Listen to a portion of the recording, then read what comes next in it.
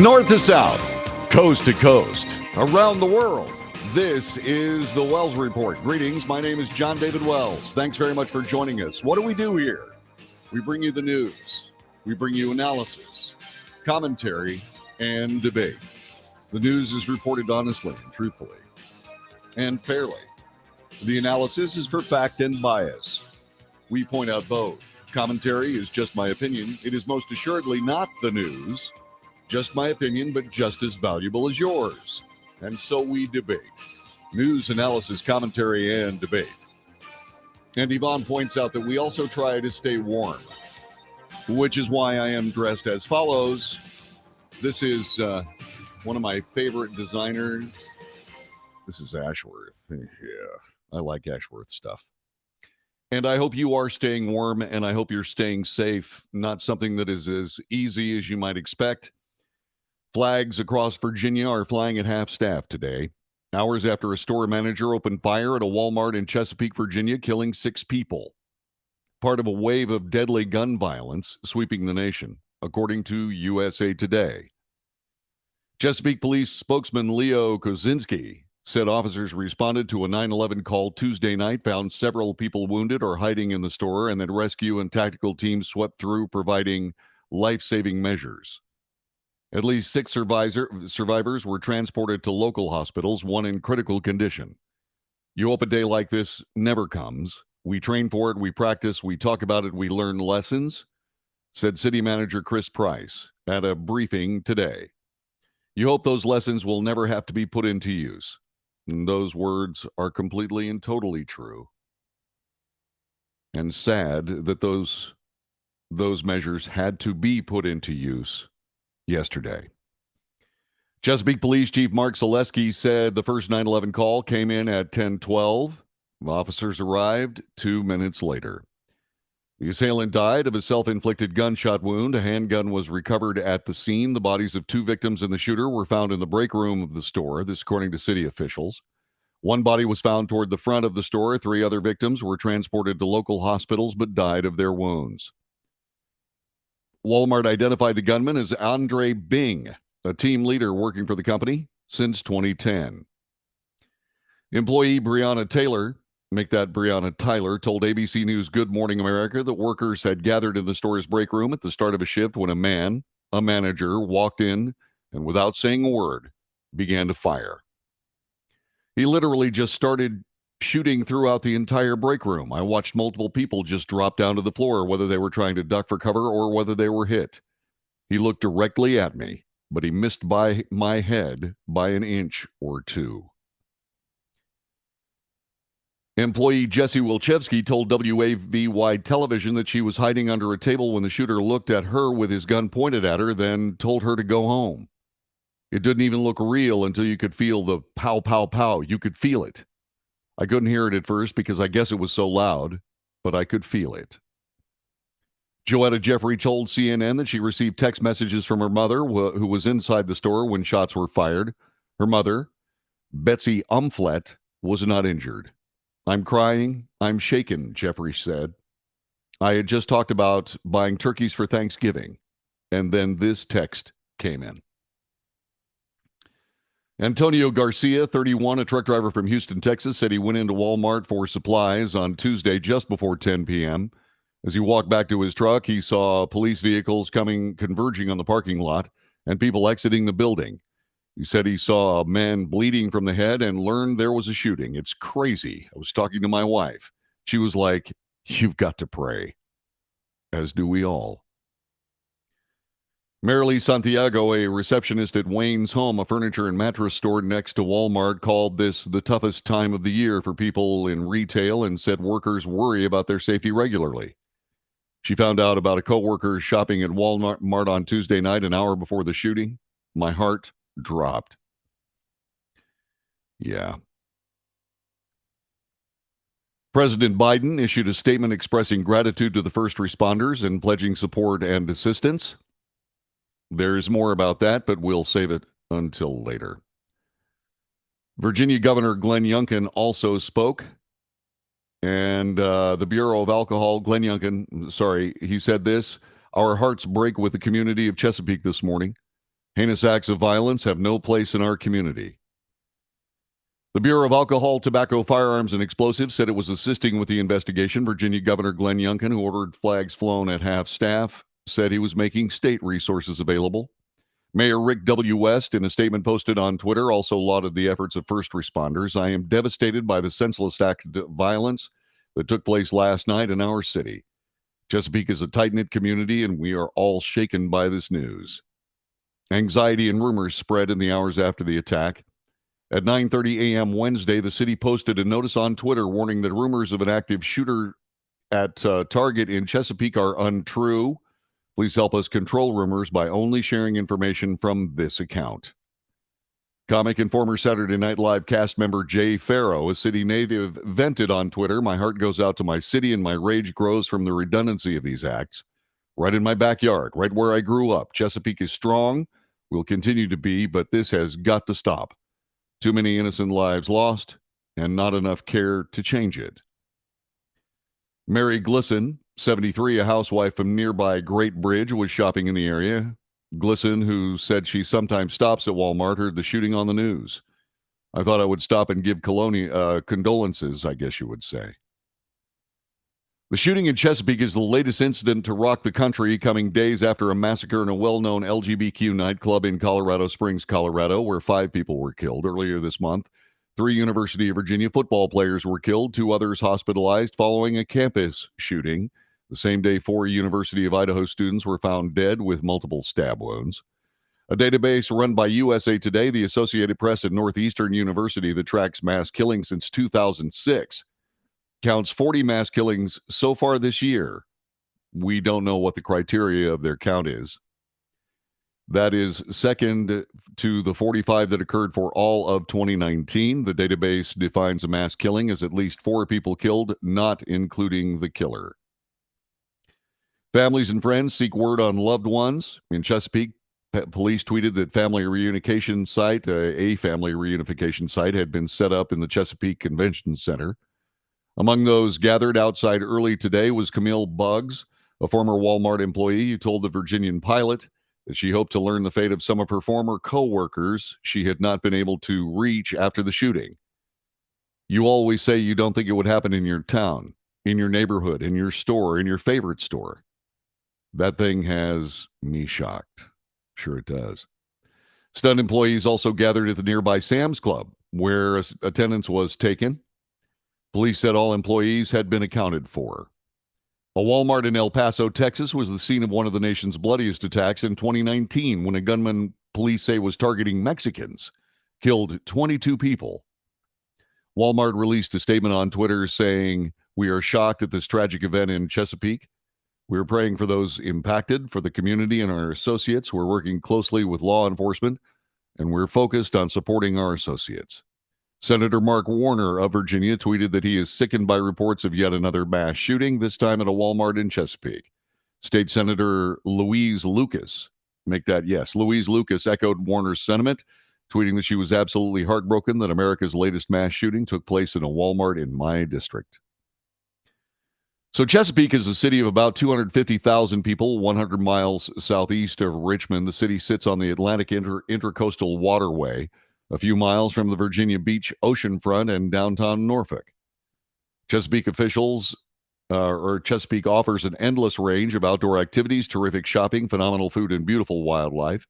Here you'll find an impressively diverse collection of geography encompassing urban delights, rural masterpieces, and an endless menu of outdoor options and indoor fun. And so that is USA Today's reportage of it. Fox News looks at it this way. The city of Chesapeake, Virginia has identified Andre Bing as the alleged Walmart employee who opened fire last night in one of the company's stores there, killing 6 before police say he turned the pistol on himself. Bing was an overnight team lead. He's been employed with us since 2010. This, according to the company, in a statement to Fox News. The 31-year-old from Chesapeake was armed with one handgun, had multiple magazines. While details of the tragic incident in our Chesapeake, Virginia store are still emerging, authorities have confirmed multiple fatalities. "We are focused on doing everything we can do to support our associates and our families at this time," said Walmart. The alleged shooter has been identified as Andre Bing. We can confirm he was a Walmart associate. Walmart president and CEO David McMillan said the shooting has hit the Walmart family very hard. My heart hurts for our associates in the Chesapeake community who have lost or injured loved ones. We are here for them today and the challenging days ahead. They will have our support. We appreciate all of our associates, first responders, and local officials who are already on site offering support as we work together to navigate this tragedy.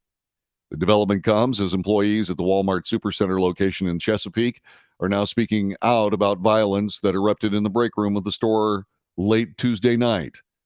Employee Brianna Tyler said the overnight stocking team of 15 or 20 people excuse me, had just gathered in the break room to go over the morning plan. She said the meeting was about to start. The team leader said, "All right, guys, we have a light night ahead of us," when her manager turned around and opened fire on the staff.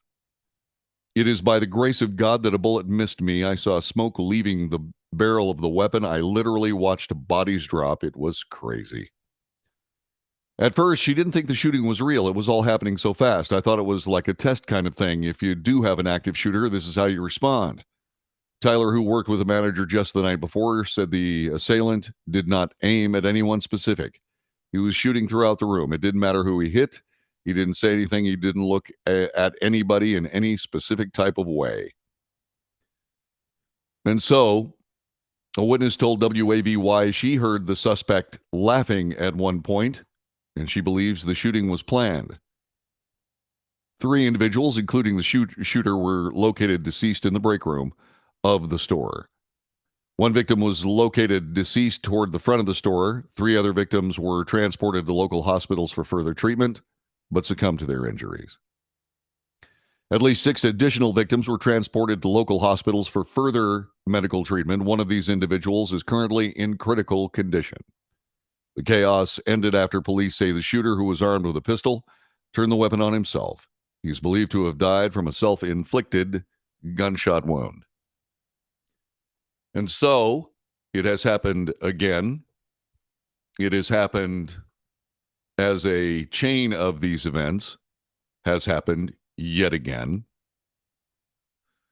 And so what do? I have my thoughts. I will share them with you next. But what are yours? Our telephone number is 817-379-2172. 817-379-2172. You can join the chat room if you'd like. It's available to you on Facebook, YouTube, Twitter, and Twitch if you're watching on Rumble. And if you are watching on Patreon, this is a pre-recorded broadcast. Actually, it was recorded live earlier today from 2 until 5 Central Time. Let's see, JD, am I live today? Why, I believe I am. Have you heard something? Yes, I am live today. Is this live? It's the 23rd. Oh, yeah. Oh, I forgot to change the date on my crawl here. Fortunately, I have a break, so I'll be able to do that while you sit there and say, wait a minute. He wasn't wearing that sweatshirt a second ago. No, I'm wearing my Ashworth golf clothing. I love this thing. It's so wonderful. So much room in the shoulders. Well, I sort of need that kind of room. This is the Wells Report. Back with more coming up in just a moment.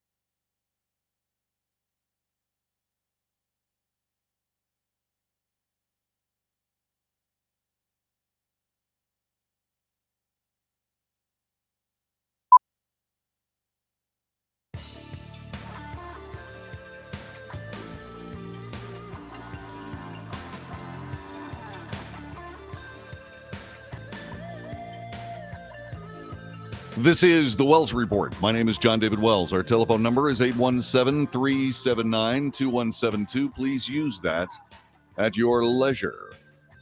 We're talking about the Walmart shooting in Virginia last night. Police were there in 2 minutes. When seconds count. Police are only minutes away. That was still an amazing response. What are we going to do about this? I have thoughts. They're on the way.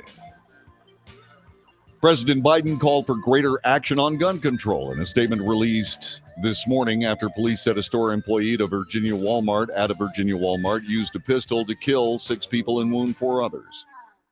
Quote, Jill and I agree for those families, for the Chesapeake community, and for the Commonwealth of Virginia, which just suffered a terrible shooting at the University of Virginia this month. We also mourn for all those across America who have lost loved ones to these tragic shootings. We must come together as a nation to stand against.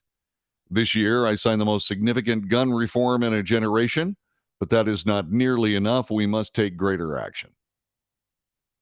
The mass shooting at a store in Chesapeake, Virginia, was carried out by one of the store's employees, according to police. The male employee used a pistol in the attack, died of a self-inflicted gunshot wound. This, according to Chesapeake Police Chief Mark Selesky. The condition of the 4 others hospitalized, it's actually 6 now, not immediately available, although 1 is in critical condition. The suspect was identified, and the incident is the latest in a string of shootings that has unfolded in Virginia. And so, I agree with the president. We must take greater action. All of us must do one of 2 things. Thing number 1, arm ourselves. Go out, get the proper training, get a concealed weapons permit, and carry your weapon after you train and train and train and train and train. I do it all the time. You can never know enough about defending yourself in a deadly force situation. You can never learn too much. You can never practice too much. The police can't do it. The government mustn't do it. We, the people, must do this work. All of this can stop anytime we choose. What's the other thing, John David? You said there were 2. Yeah. Not everybody wants to carry a weapon. Not everybody wants to carry a weapon. So carry a first aid kit. Keep it with you. And I'm talking about a real one. When you have a chance, do something for yourself. Go take an EMT basic course, emergency medical technician course. It's like first aid on steroids. And if you enjoy it, pursue it. But get a very, very good, serious first aid kit and know how to use everything in it. So those are the things we must do to stand together to fix this. As soon as it is a widely known fact that if someone sees fit to show up at a Walmart or at a nightclub or something along that line with a weapon to do mayhem, that very likely his life will end long before he has a chance to pull the trigger more than a few times. This will stop. I don't know whether the employees at Walmart are allowed to carry weapons. My suspicion is that they are not. And oh, by the way, the president and signing meaningful gun control, he wants to do more. Why? The people in the break room in Walmart were doing exactly what a disarmed public would do under a similar circumstance. So they died exactly the way the president wanted them to. Thanks. I think I'll go out on my own terms. This is the Wells Report. Back with more in just a moment.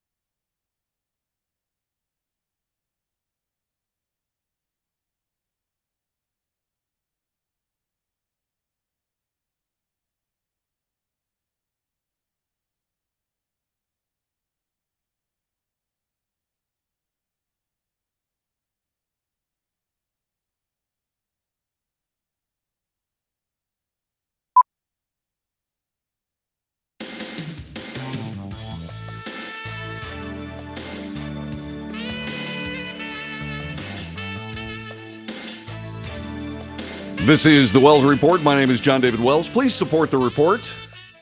Please do. I have noticed with great relish and happiness that many people have passed this particular broadcast along to their friends. I've also noticed that our subscriptions are going up. Please continue that happy trend. I would sincerely appreciate that. Whenever you get a chance, please give us a thumbs up. I'm not here to try to cajole you into believing that all is well and wonderful and so on, because obviously it is not. I'm here to report the news. Some of it will make you uncomfortable, but that, I hope, would not persuade you to perhaps not give us a thumbs up and not share this show with your friends, because we try to do an honest portrayal of news here. We try to make sure that people understand that what we're up to is important, and because it's not happening anywhere else. We also spend an awful lot of time talking about egregious mistakes of other mainstream media outfits that, for whatever reason, have abandoned the truth and chosen sides. There's a columnist on USA Today, so he's obviously operating with a sanction, if not encouragement, from USA Today. And I believe personally he's made some very serious errors.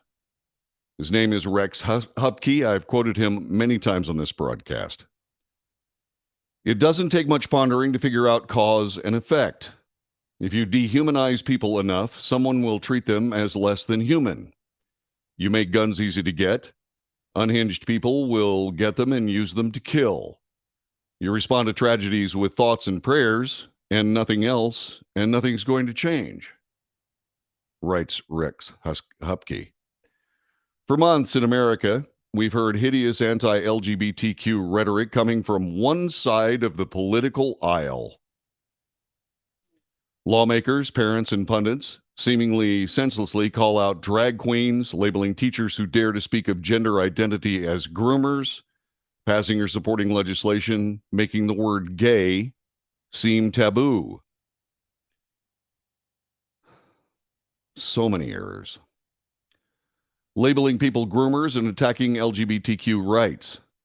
After Florida Governor Ron DeSantis pushed through his now infamous, quote, "Don't Say Gay" bill, which prohibits teachers from discussing sexual orientation or gender identity with students in kindergarten through third grade, or in a manner that is not age appropriate, his press secretary, Christina Pushaw, tweeted to anyone who opposed the bill was a groomer. The bill that liberals inaccurately called "Don't Say Gay" would be more accurately described as an anti-grooming bill. If you're against anti-grooming, you're probably a groomer, or at least you don't denounce the grooming of 4 to 8-year-old children.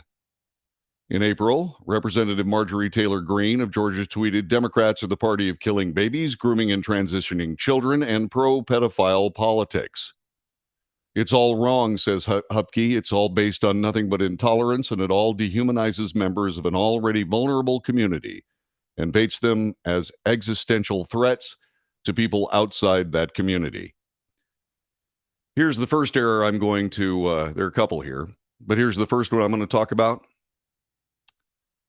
Not all LGBTQ people are groomers. Only the groomers are. Rex Hupke lumps all of them together. You see, I know the difference between people who are LGBTQ and people who are sexual monsters.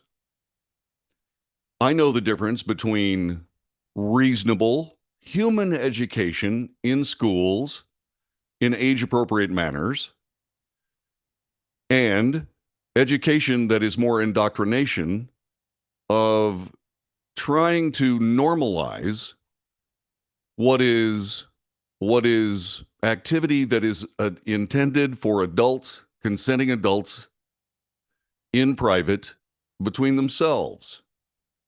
Rex Hupke apparently does not. Lumping all LGBTQ people into one basket and then decrying people who call groomers, and then lumping all the rest of the LGBTQ community into it is intellectual dishonesty. If I was Rex Hupke's editor, I would tell him he had two choices. He can either, shall we say, retract or certainly restate his points of view in a more precise way, or he could leave my employ because this is egregious and it's ridiculous. And to then now say that it's only coming from one side of the political aisle is just patently ridiculous. Is Rex Hupke outraged? I certainly hope so. Does he find this sickening? Yeah, I think he does. At least the shooting part of it. But his unbelievable, one-sided, sociopathic, crazy screed that somehow says that Republicans are responsible for this is dreadful partisanship. And it's absolutely unnecessary and it's destructive. It's destructive. The simple case of the matter is that I don't believe anyone in America wishes anybody of the LGBTQ community any kind of misfortune in any way, shape, or form. Because most of us can tell the difference between LGBTQ people and people who are sexual monsters grooming our kids. It is unnecessary for kids in kindergarten through third grade to have any kind of education regarding the LGBTQ community at all. As far as taking someone who is, say, for example, showing some kind of confusion regarding gender roles in the United States, and then encouraging their gender dysphoria to the point of sexual mutilation and permanent sterility before they can drive, before they can vote, before they can do anything as an adult is monstrous. This is just my view. It's monstrous. What you do after you're 18, that's you. That's your business. That's all I have to say about that, except that people say, well, these kids are doing themselves in. Kids have been doing themselves in for all kinds of reasons ever since human beings had kids. It is tragic. It is horrifying. It is a terrible, terrible loss. But to narrowly cast someone who disagrees with you politically as some kind of homophobic, transphobic, LGBTQ-phobic, monstrous fool is indeed itself a foolish and horrendously stupid act. And yes, I'm calling out Rex Hupke today as foolish and horrendously stupid. I just want to make that absolutely plain. He goes on. Now we have a mass shooting at an LGBTQ nightclub in Colorado. We have 5 dead and 17 wounded in an already frightened community with even more to fear. What did you think was going to happen? Do you think that all hate would just drift up into the ether? Did you think in a country filled with guns and rage it was all just harmless talk? This ain't rocket science. It's cause and effect. It's 2 points connected with a straight line, only in your very limited intellectual capability, Mr. Hupke. It's ridiculous. And then he goes on to say, spare me the excuses. We've seen this before. I can hear righteous retorts already. Don't blame other people. Some will say nobody was calling for violence. They cried. Democrats use the same kind of rhetoric. Right-wing pundits will lie. No? Strangely, 2 things. 1, I'm not a right-wing pundit. And 2, I'm not lying. Nuts to that. This isn't finger-pointing. It's logic. And it's a pattern we've seen before. It is twisted logic. Twisted logic. And so we find that all of this has to do with Republicans. All of this has to do with LGBTQ phobic people. All of this is essentially the fault of American politics. Well, Mr. Hupke, perhaps you might want to read this article. Public defenders representing Anderson Lee Aldrich, the suspect accused of killing 5 people, injuring 17 more in a mass shooting at a gay nightclub in Colorado Springs, are now describing the 22-year-old in court documents as, quote, non-binary.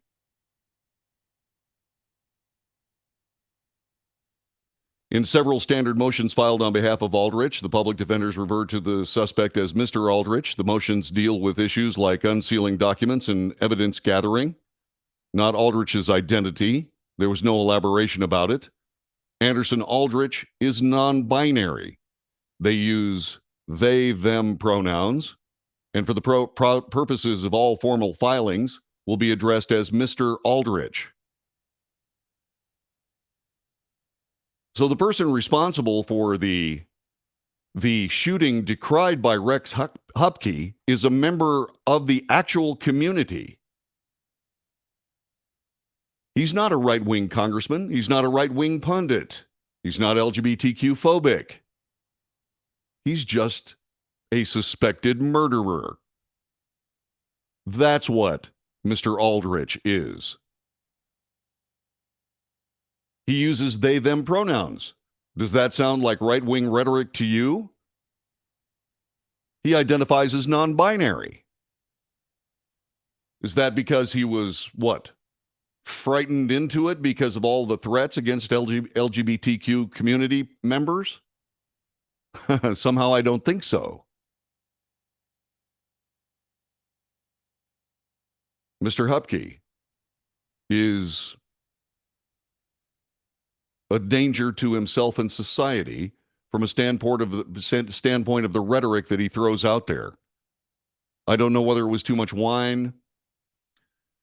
I don't know whether it's just some deep-seated issue on his behalf, but part of being a staff member of a major newspaper in the United States happens to be journalistic credibility and not certifications, but credentials, all of which he threw in the trash can when he wrote that ill-advised piece in USA Today.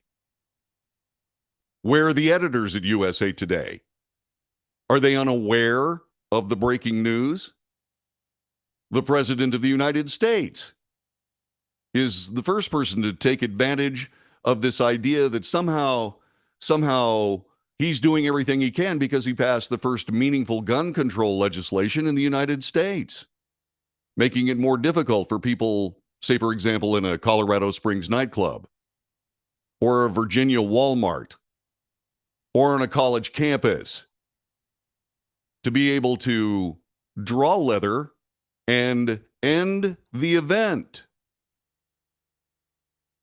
All these people stand for a very simple premise: that everyone who dies in a mass shooting is doing the right thing by remaining completely defenseless.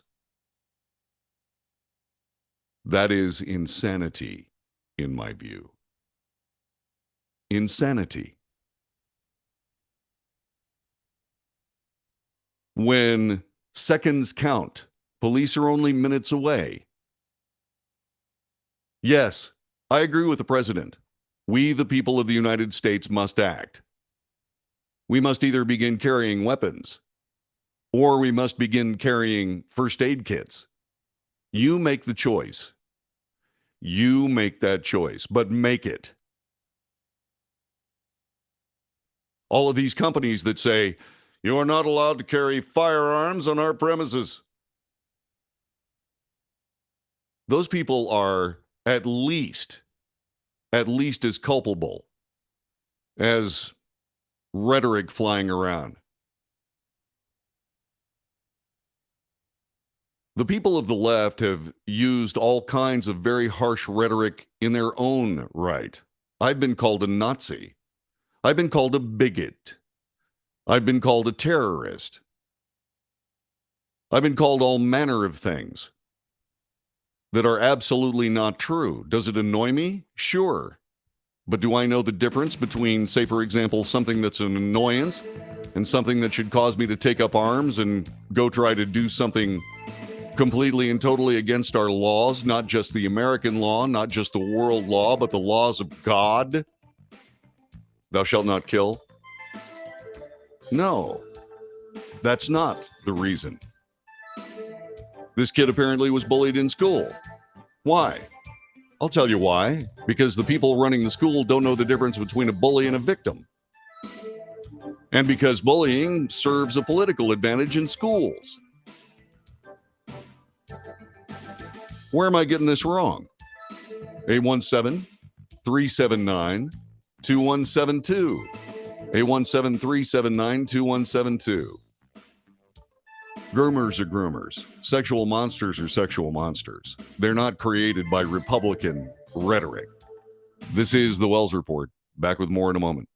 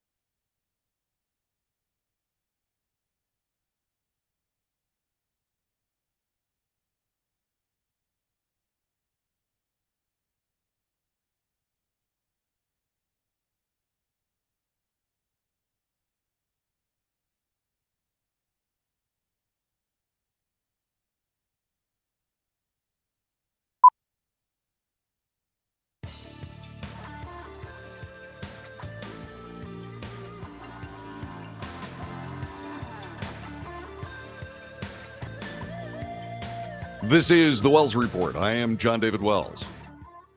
This is an important hour. I hope you pass this along to your friends. Telephone number is 817-379-2172. You just heard me speak. Just my opinion. What are your thoughts on it? There's also a chat room. People are availing themselves of it. One of my friends says, is it just me or do these things always seem to happen during a push for, quote, gun reform, unquote? Not trying to push any conspiracy theories here. Well, unfortunately, you really don't have to go far for the conspiracy theory you're referring to. All you have to do is go back to Fast and Furious during the Obama administration. Fast and Furious started during the Bush administration as a way to try to track weapons into Mexico. The Obama administration used the entire program in an effort to push gun control legislation. That is widely known. That is not an opinion. That is news. They allowed straw purchases of weapons. The actual gun shops that were used as part of the straw purchases called all the relevant people, the FBI, and said, hey, there's a straw purchase going on, and they were told to let it go. Those weapons went into Mexico, where they were promptly lost. Well, one was found. The one that killed CBP officer Brian Terry. That ridiculous need to try to go after some kind of gun control legislation cost a CBP agent his life. Did anybody face any kind of accountability for that? Oh, no. Why? Why? I'll tell you why. Because the Democrat Party and the mainstream media are locked together at the hip. So no, you don't, that's not necessarily a conspiracy theory. What that is a precedent. By the way, Mark says, no, Walmart does not allow personnel, employees to carry. He worked as a manager there for a year or so. Charles Crow also said that Walmart banned open carry, no corporate policy that I'm aware of on concealed carry. Well, yeah, but concealed carry is concealed for a reason.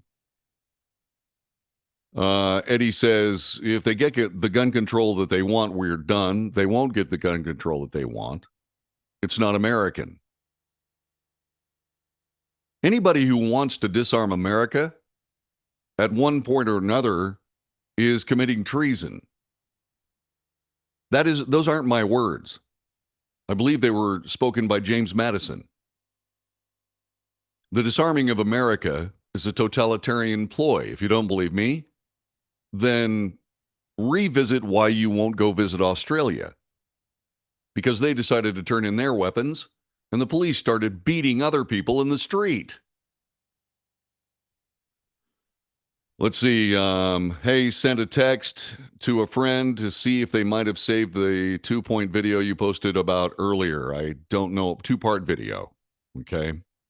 You can carry in the let's see, the Walmart in my town in Texas.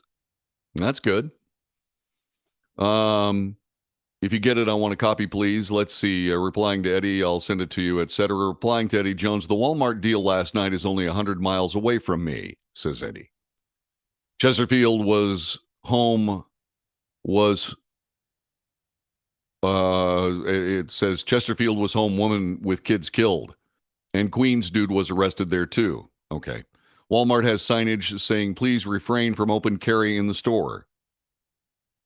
Let's see, who else? 4 to 8-year-olds are vulnerable members of the community. They are. They're children. They don't need to know about LGBTQ anything. And if it's being foisted on people without their permission, then how is that not grooming? I mean, once again, if you've got an argument, by all means make it. By all means make it.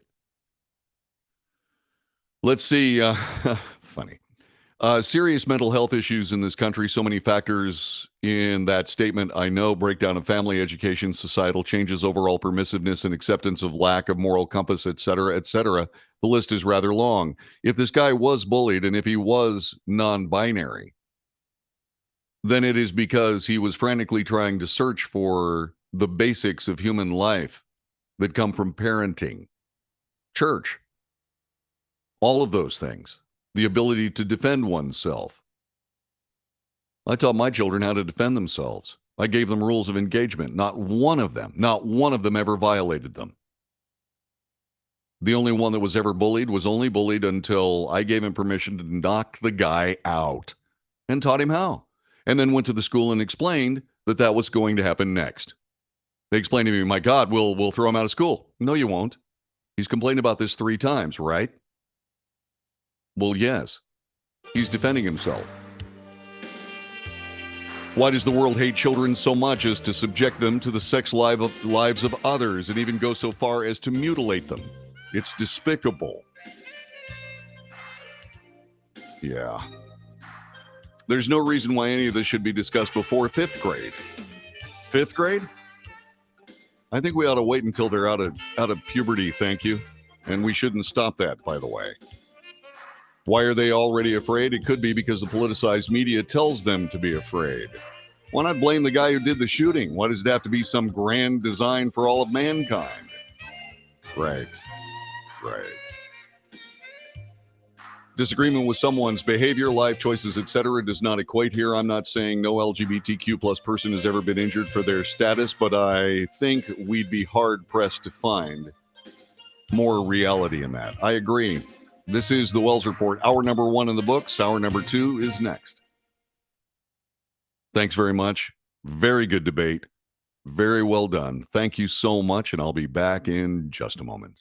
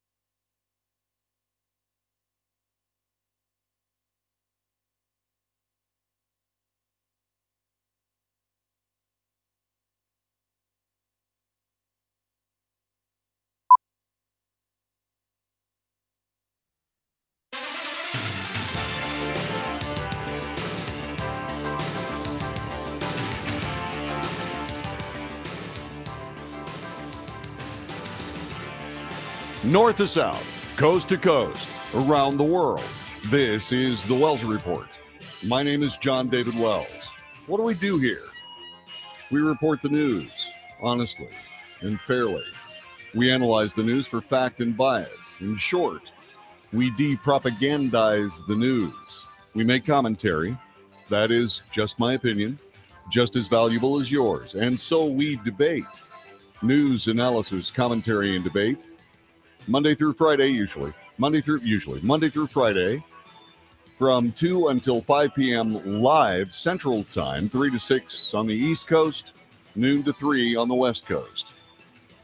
And so if you happen to be watching on, say, for example, Patreon or on Rumble, you are seeing a broadcast that was pre-recorded for your enjoyment in your time zone. In other words, whenever you want to watch it. If you'd like to get in touch and take part in some of the debate that we have here, either on the chat room or on the telephone, you can call and leave me a message at 817-379-2172. I check them every day. And or you can write me an email, thewellsreport@frontier.com. thewellsreport@frontier.com. Please do. But when you do that, in the subject line, please write the name of the platform that you're watching it on so I know it's you. Last hour, we talked about the horrific Walmart shooting. We spent some time talking about those people who reacted to it, including the President of the United States, and an unfortunate column written by a guy who, I don't know, maybe allowed his outrage to overwhelm his both intellect and judgment, Rex Hupke. I stand by everything that I said in that hour, and I hope that you go back and review it at your earliest opportunity. A part of that, part of Mr. Hupsky's treatise today, had to do with loose language that he blamed for the shooting in Colorado Springs. Little did he know that the person who perpetrated the shooting or allegedly perpetrated the shooting, is described as a member of that same LGBTQ plus community. But then again, being a journalist is very, very difficult. Sometimes you speak when you should research. I have learned. And since I started doing this journalistic effort on the day of the 9/11 attacks some 21 years ago, I'm still in a situation where I have learned. It didn't take me long to realize that you had to do more work than your outrage would allow you to sometimes see. I learned that lesson a long time ago. It's a pity that Rex Hupke didn't. When Joe Biden was running for the presidency in 2020, I stood at this microphone, or sat at this microphone, and I said, I sort of listed what Joe Biden was good at and what he wasn't good at.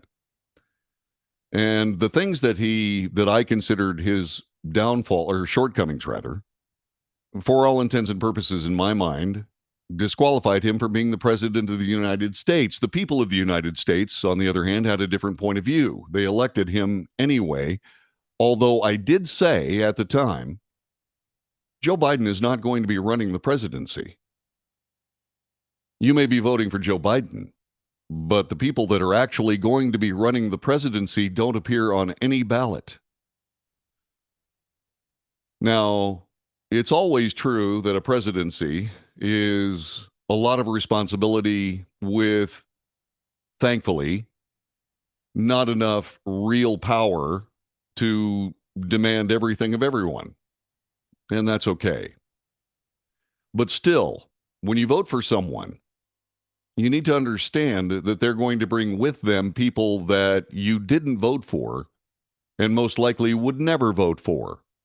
For example, a U.S. Department of Education deputy director. Remember last hour, by the way, we were also talking a little bit about how Rex Hupke believed that anybody that would refer to groomers was somehow taking a shot at the LGBTQ plus community, which is garbage.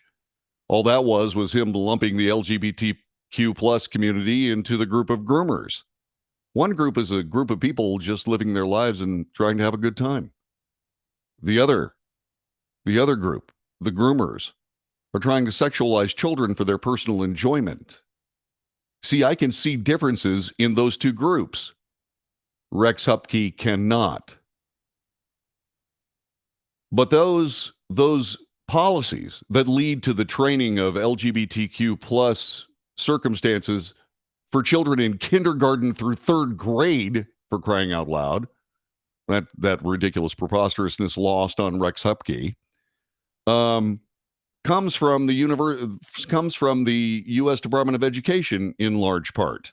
And this deputy director, who was appointed under Joe Biden, decided to unleash her peculiar ideology. Recently, she poked fun at evangelical Christians, and she claimed democracy was based on white supremacy. This was on her Twitter profile. Her profile. I mean, she's not being dishonest about it. She's just, shall we say, outside the mainstream thought, I believe. Christina Ishmael's Twitter account was put on private day before yesterday, but not before Fox News Digital documented dozens of her claims about white people and white supremacists, purported ties to American democracy, evangelical Christians, and fat phobia, which Fox News, by the way, says is a bias against fat people. Wouldn't that be fat bias?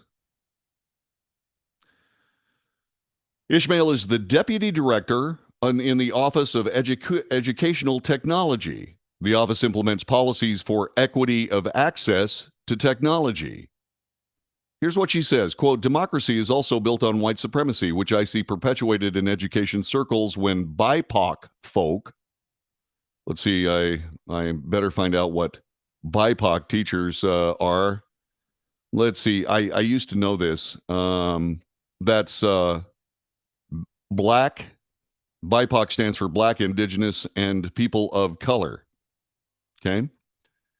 So BIPOC folks are being told they're too negative by addressing real issues instead of superlatives. Well, once again, BIPOC folks don't speak for the mainstream of America.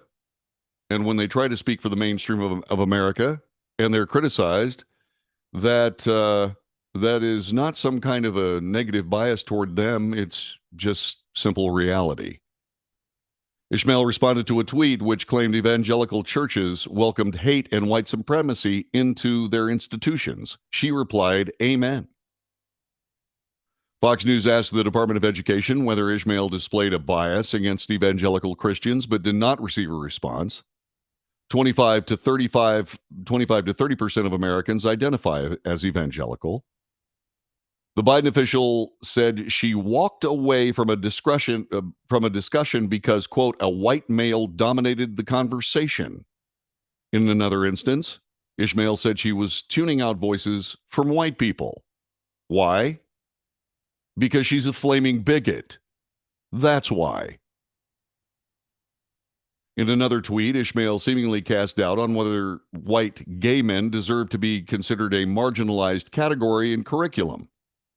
Quote, in the most inclusive materials, the most dominant folks, FOLX, are still represented in the marginalized group, e.g., white, cis, gay men. This does not include the nuance of this group. Double talk. In another instance, Ishmael blasted white perspective in curriculum. Most of my curriculum was written from a very narrow and white perspective. As a teacher, how many times have you been asked to uphold white supremacy through dominant culture norms? Ishmael said. I doubt that it's happened at all, in fact, although there are some notable exceptions. But infinitesimal amount. There we go. In another instance, Ishmael claimed that the term stakeholder is a colonizer language to ID white men who staked out their claim to land. Ishmael also believes that bias against fat people is on par with white supremacy. She said, learning to be comfortable in my own skin and weight and really ready to reject the white supremacist ideal body? F yes. This woman is a deputy director of the Department of Education. Fat phobia is real. The ideal weight, shape, and look is white supremacy baked into our everyday lives. I'm so over it. We deserve more than diets. Okay. Ishmael is a self-declared fan of Ibram X. Kendi, the anti-racist founding director of the Boston University Center for Anti-Racist Research. Kendi wrote a 2003 column about living with the white race, stating, Europeans are simply a different breed of human. They're socialized to be aggressive. They're raised to be racist. Well, thank you, Mr. Bigot.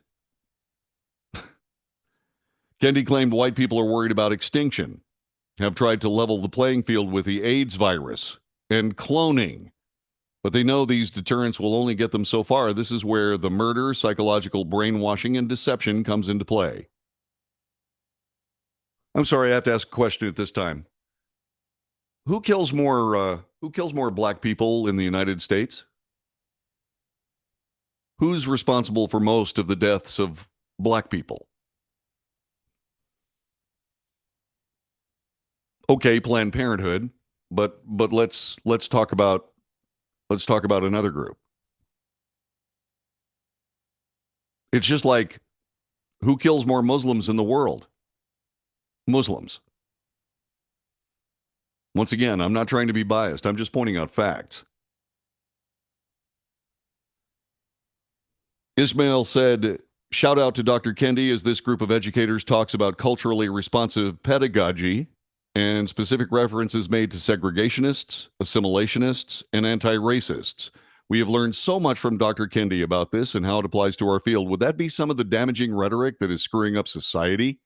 Perhaps. Sure looks like it to me.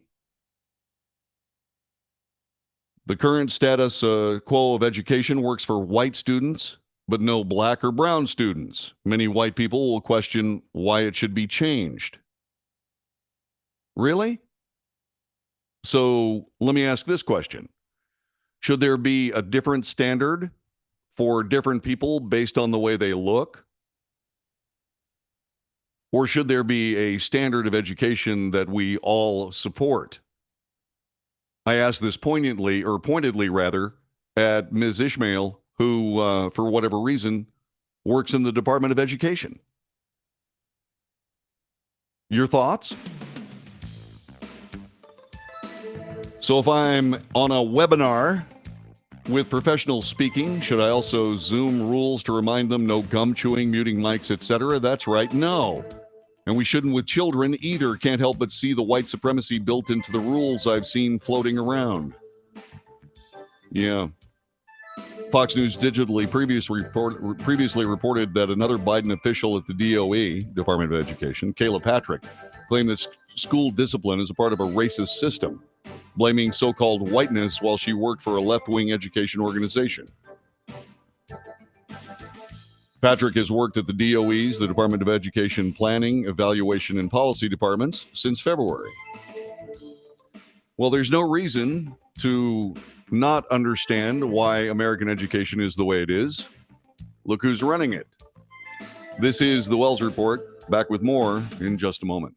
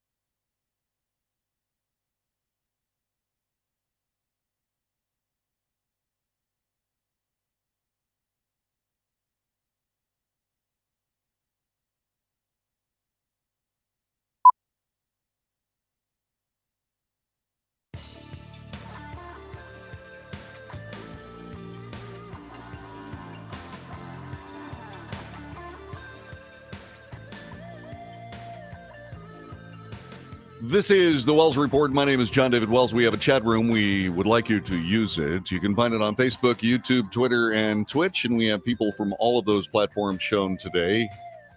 Gary says the alphabet soup community is 1% of the population. The media gives them 99% attention. It's in commercials now, too.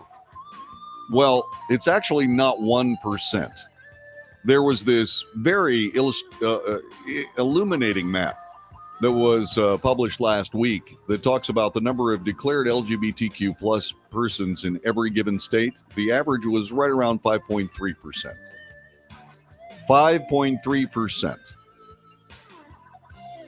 I'll let you try to balance the coverage question being asked by Gary. Good question. Yvonne is going to go buy some green onions and mail a couple of cards back ASAP. Guess what happened just a moment ago? I was smelling this wonderful thing in my house. And I looked on my dining room table, and there is something there that I have not been able to eat for at least 20 years. That was a pecan pie. The reason I can't eat pecan pie is because part and parcel of pecan pie is corn syrup. And whenever I want a horrifyingly terrible migraine headache, I eat something made out of corn. And so I haven't had my beloved Southern pecan pie, but Susan has figured out how to make me one. I am a happy human being. So going out and buying green onions, cool deal. Let's see, the people doing the shooting aren't going to pay attention to gun-free zone signs. That's correct. Could be bullied because the parents of the bully their kids, and the parents of the bullied don't teach their kids how to defend themselves. I was bullied. I learned how to defend myself. As soon as I actually took someone in hand for trying to bully me, strangely enough, all that stopped. It was the craziest thing. Let's see, what else? Yvonne, after going out for green onions for her feast tomorrow, is now adding broccoli. Broccoli is not food. It's a garnish. Let's see. She's making a spinach dip. She needs the green onions for that. I got a lot of fire outside. That sounds like fun. I've got a really cool little fire pit that I'm going to be using this. Let's see. Most reports state that the shooter had active parents. Okay. These open carry will stop the shootings has failed, except in places where they don't allow open carry, Isaac. The thoughts that more guns will not result in more shooting. Well, yeah, it just depends on if the right people are carrying weapons. So far, the wrong people are carrying weapons. Wouldn't you agree? I say fifth grade because when I started teaching at home, I started asking questions, but it's not anything I'd expect him to learn in school. That's what parents are for, sure. Parents should decide when and at what depth to discuss those issues with their kids based on maturity, curiosity, the ability to understand. Personally, I was given firearm safety, proper use of firearms from an early age. It went a bit further in the service. I've taken a couple of classes over the years as well. I try to stay proficient with any firearm I might have. Still, I don't know how I might respond in an active shooter situation. Hope I never need to find out. Me too. Me too. Let's see. I'm not going to say that one. It's good, though. Thankful for the Wells Report ever since I first heard it in Las Vegas. And now I have found you again. Why, thank you very much, sir. Marksing right along? Okay, well, I'm glad you're back. I missed you. Tell me a little bit more about you in the chat room. Please, by all means. News stations seem to want the scoop rather than waiting for facts to become clear. Of course, unfortunately, this is a narrative-driven media today. Wadeism, massism, gravity deniers. Maybe it's just your reality, says Isaac. I don't know what you're talking about, Isaac. Look at history. Most of the signers of the Constitution were slaveholders. Yeah. How long did it take the United States to get rid of slavery? Less than a century. Less than a century. That's a pretty good achievement considering it still goes on today, doesn't it? There's more. Back with it in just a moment. This is the Wells Report.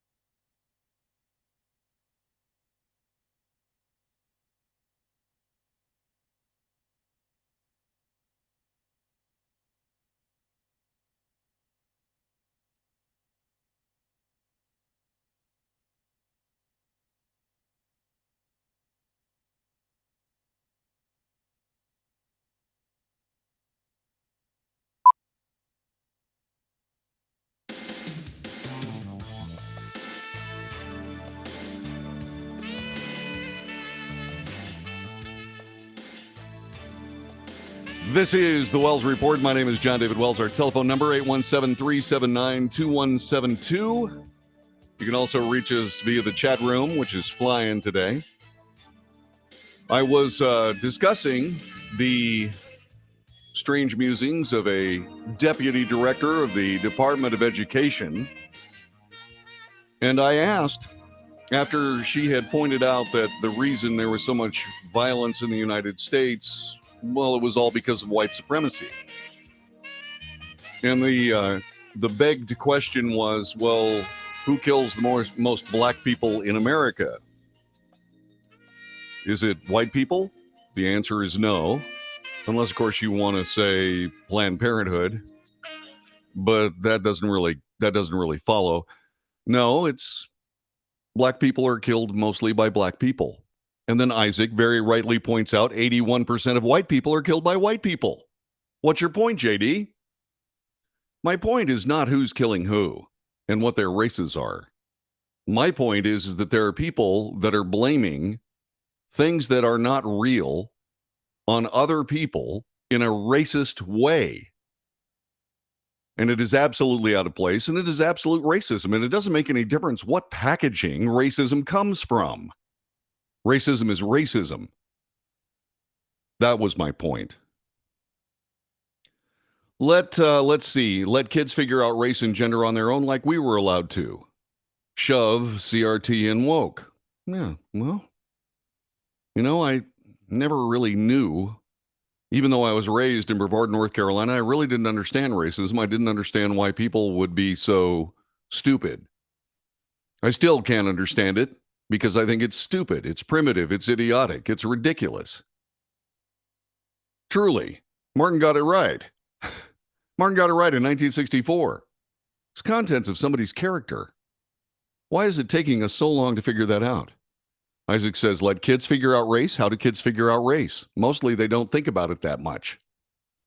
They just don't think about it. I'm just saying. Let's see what else. Let's see. If a firearm is anywhere near, I want to control it. I've not seen what we need yet. Yeah, I once said that I put a .357 Magnum over on a table over there. It hasn't killed anybody yet. Let's see, the right people in Uvalde had weapons outside the classroom door, did nothing to prevent the deaths of kids and teachers. Yeah, that's called incompetence. It was ridiculous. Absolutely ridiculous. Well, what would it be like? Everybody that had a weapon at the Uvalde school were technically violating the safe school law because they were carrying weapons on within 200 feet of a school.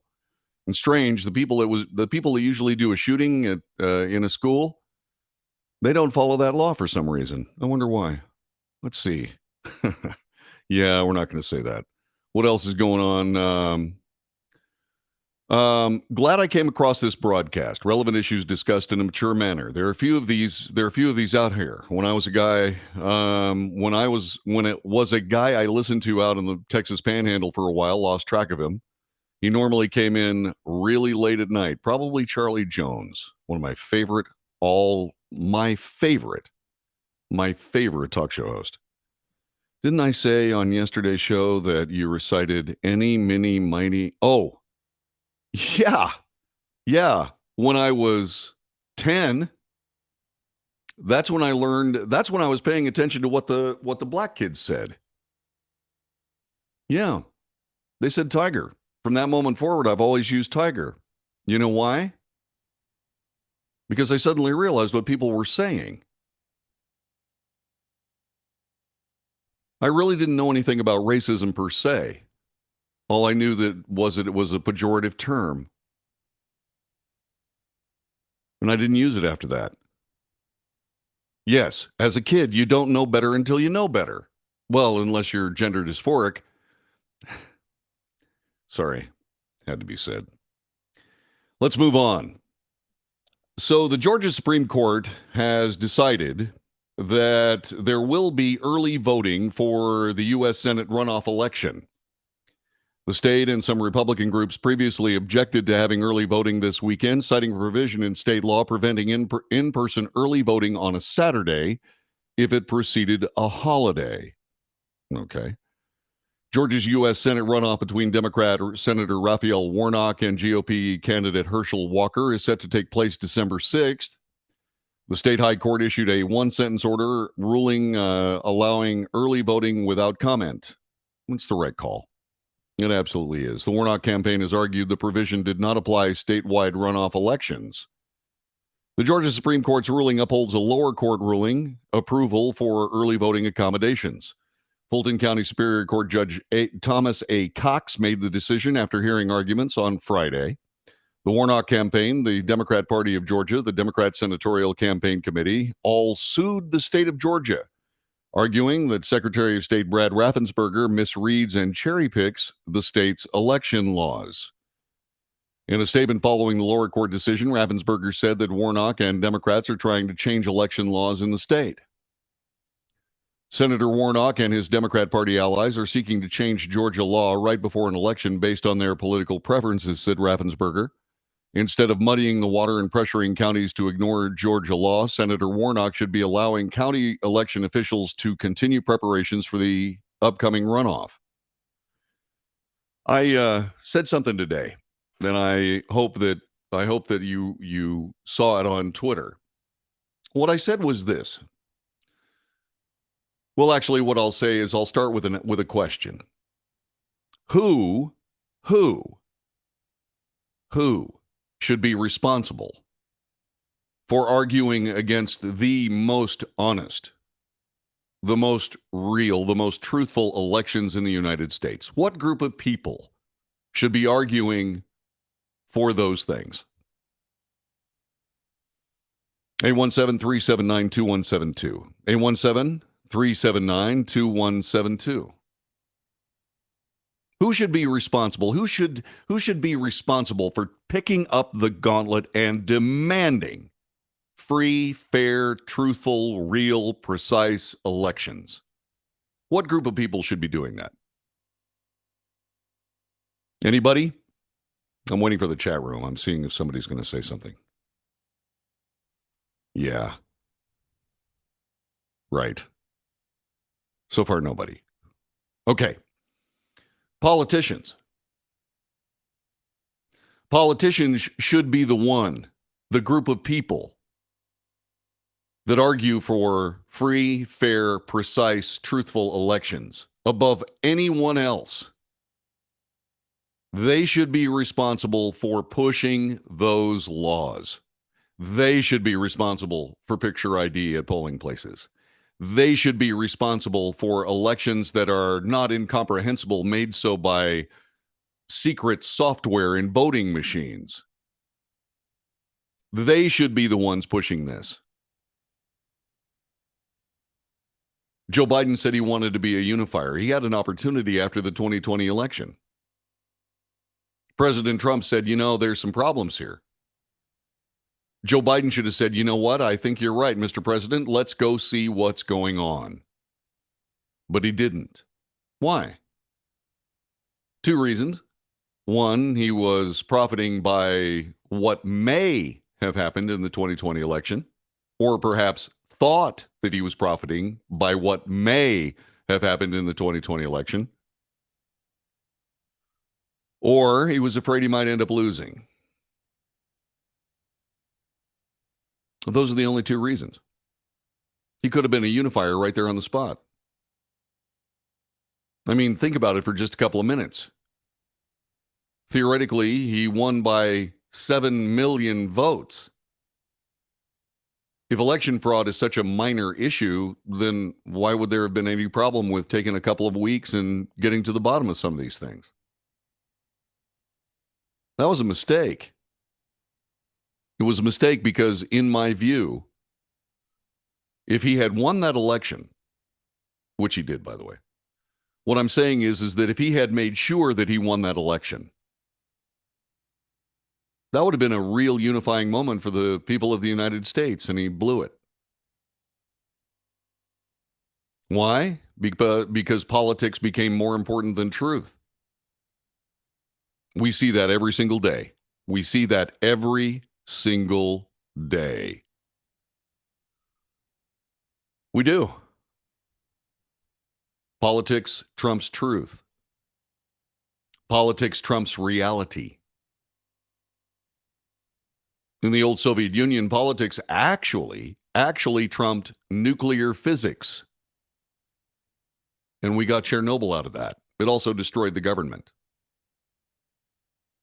Do we have to repeat that mistake here in the United States? The answer is no. We need to learn from it. Our elections are sacrosanct. These are the opportunities of the people to direct our government. Isn't it strange that people in power these days believe the government is supposed to direct the people? No.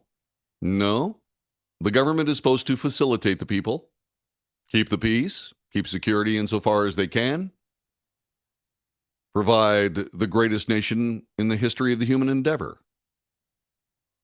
But once again, politics not only trumping reality, but actually trumping centuries of absolute proof that this system is just fine. Thank you very much. This must stop. This must absolutely stop. But yet, for whatever reason, there needs to be some kind of interference in the actual process. There has to be some kind of opportunity to wad up and throw away just enough of reality so that we can win the next election. Why in heaven's name would Raphael Warnock want fewer people voting? This is arguably one of the most important elections in one of the most important midterms in the history of the United States. Why would he want fewer people voting? Because of politics. He believes he stands a better chance of winning the election if fewer people vote. How does that square with people talking about how democracy is at stake? Because people come up with, reasoned, cogent election law that inhibits cheating. Stacey Abrams, famously going down in flames in the Georgia gubernatorial election, talked about voter suppression. More people voted in Georgia than in any election ever. How's that voter suppression? Sounds to me like it's voter encouragement. We need people that actually know why they're taking part in the electoral political process. And we have to know that these elections are truthful and real. And just because you can manipulate certain aspects of election law or election practice or this or that, that doesn't make you a winner. That makes you a player. We don't elect players. We're trying to elect servants. Something else missing in American politics. We're trying to elect people to be representative, not to be dictators. But I'd really like the answer to that question.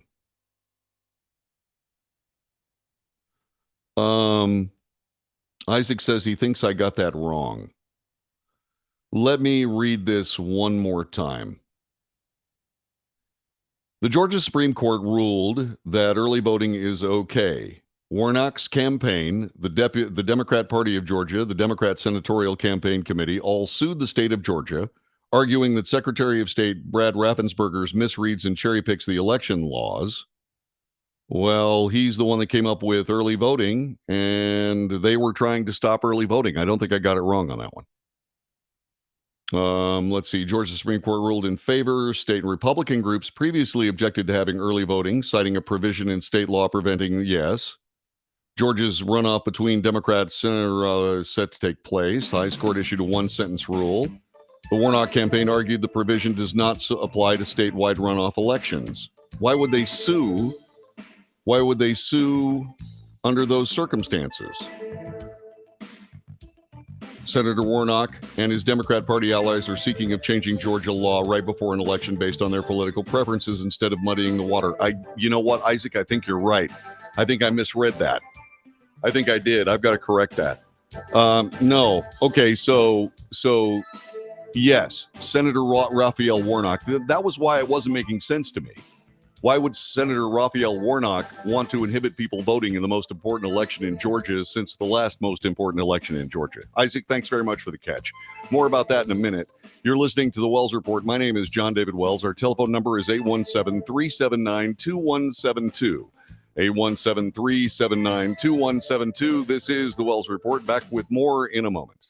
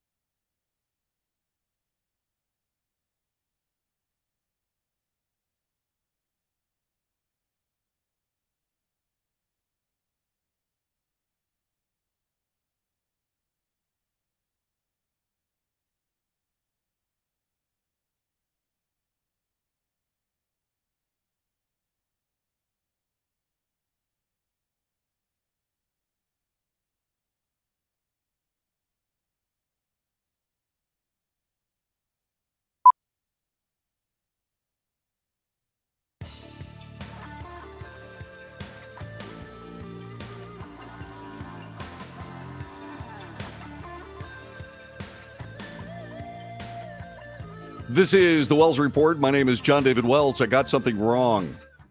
Isaac, thank you so much. Thank you so much for catching that. I got to be honest with you. I don't know how I managed to reverse that. Let me fix it. Okay. More about that in a minute. Anyway, what I reported is that somehow I thought that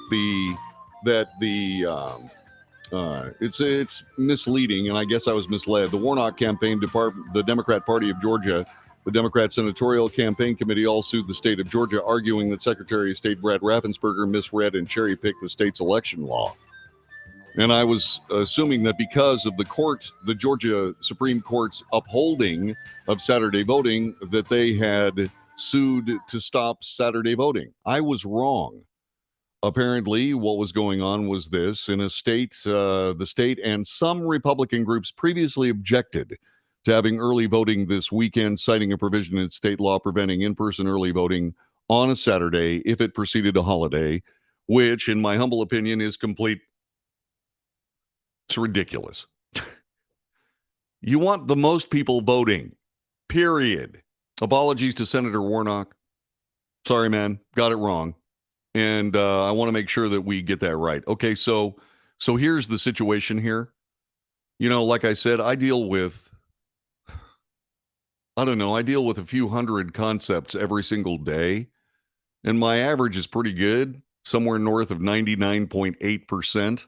But that one I got wrong. And Isaac, that's why I have chat rooms. That's why we debate. That's why we have all of it. That's the check and balance of me making a mistake. So Isaac, thank you very much, man. I'm sorry about that. Got that one wrong. So Senator Warnock is completely correct. All right. The people that I'm talking about who, for whatever reason, okay, you can't vote on a Saturday on alternate weeks where there's a holiday that's spelled with more than 5 letters. You can't vote on those Saturdays because, well, I'm sorry. That's garbage. See, I don't have any problem with early voting.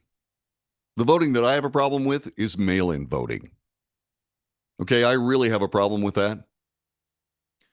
I believe that protracted early voting is probably a problem, but I believe I have a real problem with mail-in voting. I believe that the stewardship of the nation means that you have to take time out of your life to go vote. I think that's an important precursor of how we got the country we got, and anybody. And I'm surprised that Republicans would be so stupid and narrow.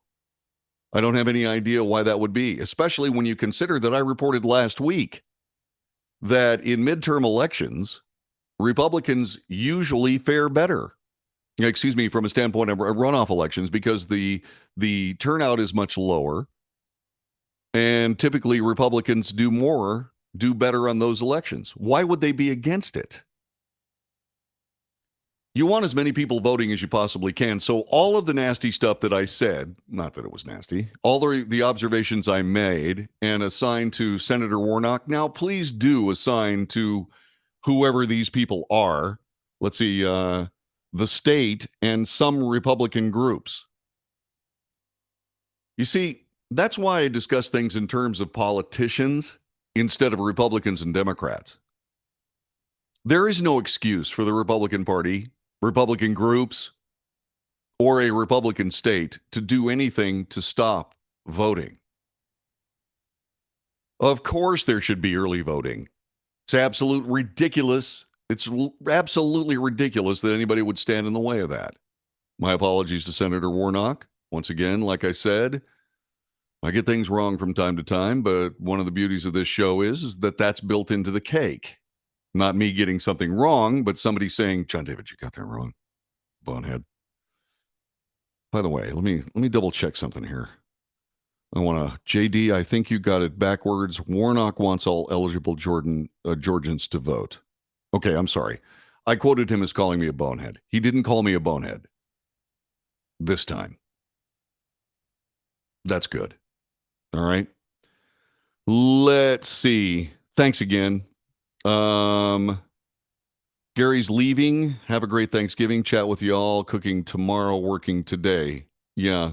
I'm going to do my typical Thanksgiving thing. By the way, next hour we'll be talking about Thanksgiving. We've got one thing that sort of moved it to the back half of the hour, but we'll be talking about Thanksgiving and so on. So sort of save up. Let's see. It's outrageous how many politicians have gotten filthy rich. Yeah, that's a problem. Let's see. These elections are totally unacceptable. They can be manipulated and corrupted. That's true. Absolutely true. But as we've seen, that is not necessarily a Democrat thing. The Republicans were trying to quell early voting in the state of Georgia. Boneheads. I knew I could work that in there if I just kept thinking about it. Telephone number 817-379-2172, 817-379-2172. I'm serious about this. One of the reasons why I have input on these broadcasts is to make sure we get it right. Not me. I don't have my ego tied up into this show. I will absolutely stand up and say, boy, I got that wrong. and then I'll fix it, because that's the point. We should end up with more truth after this broadcast than we do at the beginning of this broadcast. And I do. I depend on you to get that right, to help me get that right. And thank you for doing so. All right. This is the Wells Report. It's the day before Thanksgiving. My wife made me a pecan pie. Yeah. Haven't had one of those in 20 years. Too much corn syrup. Can't eat corn. I'm allergic to corn. Yikes. It's the Wells Report. Stick around. We'll have more coming up next hour. Thanks for joining us. And just like that, hour number 2 in the books. Thanks very much. Again, Isaac, thank you. You are a man. See you in a minute.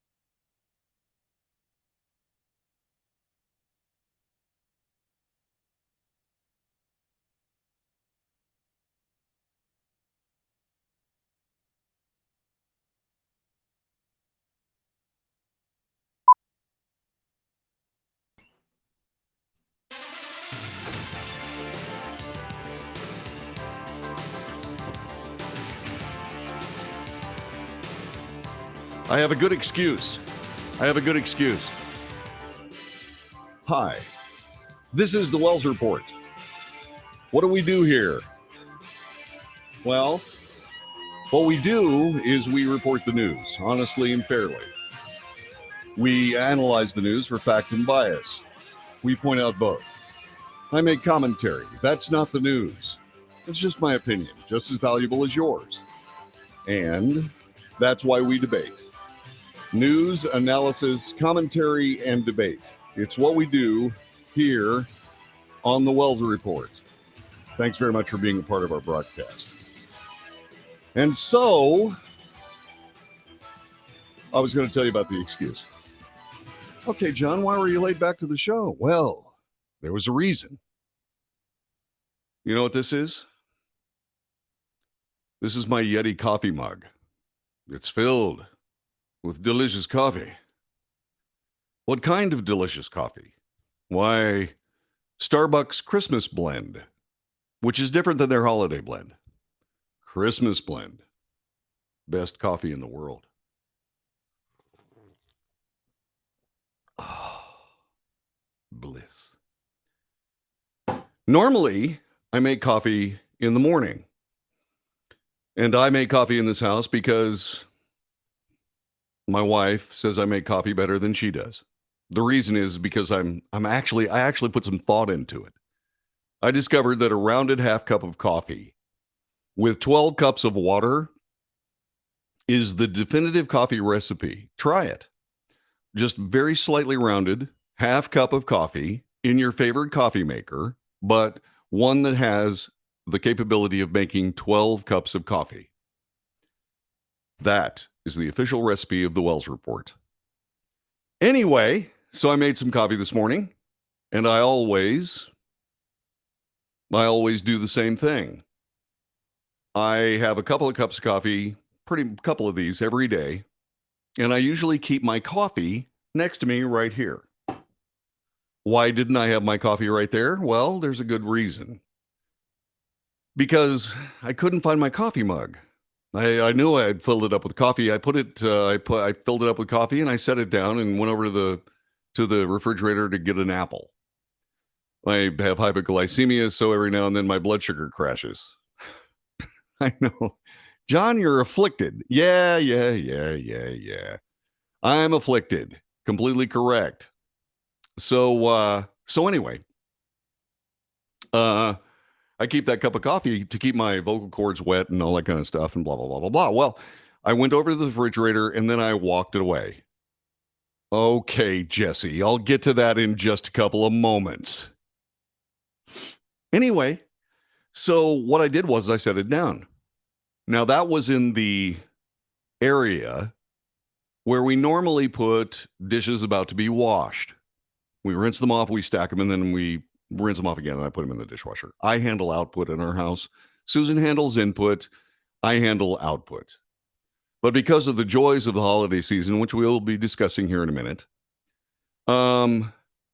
she decided to be gracious, loving, sweet, and do a load of dishes.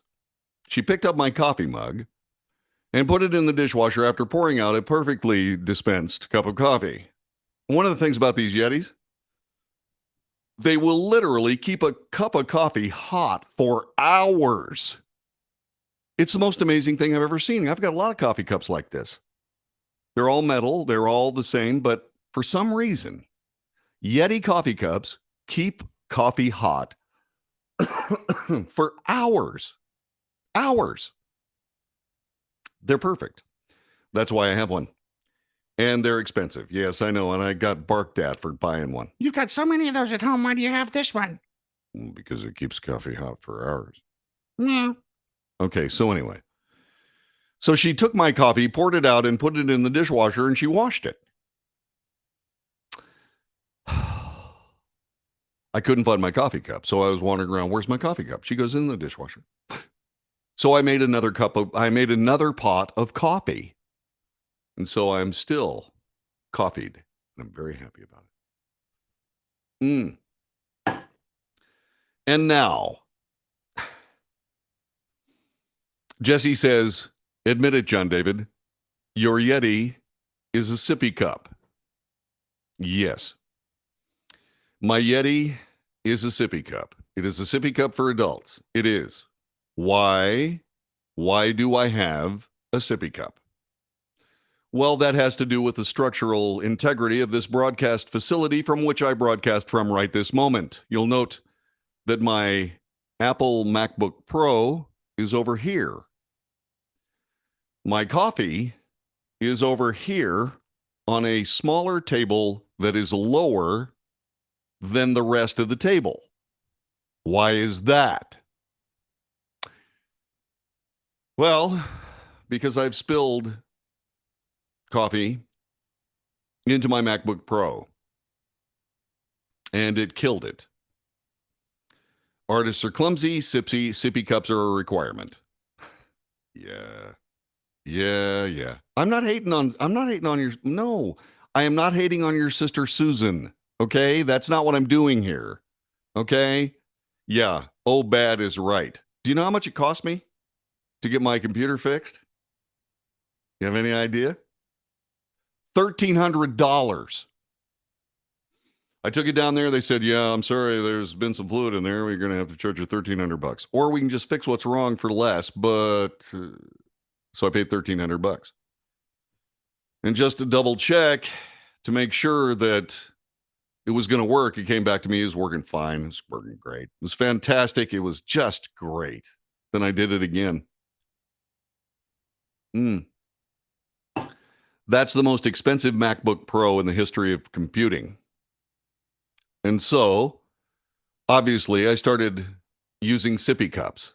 And you'll note also that I got the sippy cup that has the little turn off thing. You see, it's really cool. It's magnetic. So you can actually close it. Yeah. It's amazing what wasted $2,600 will do for you.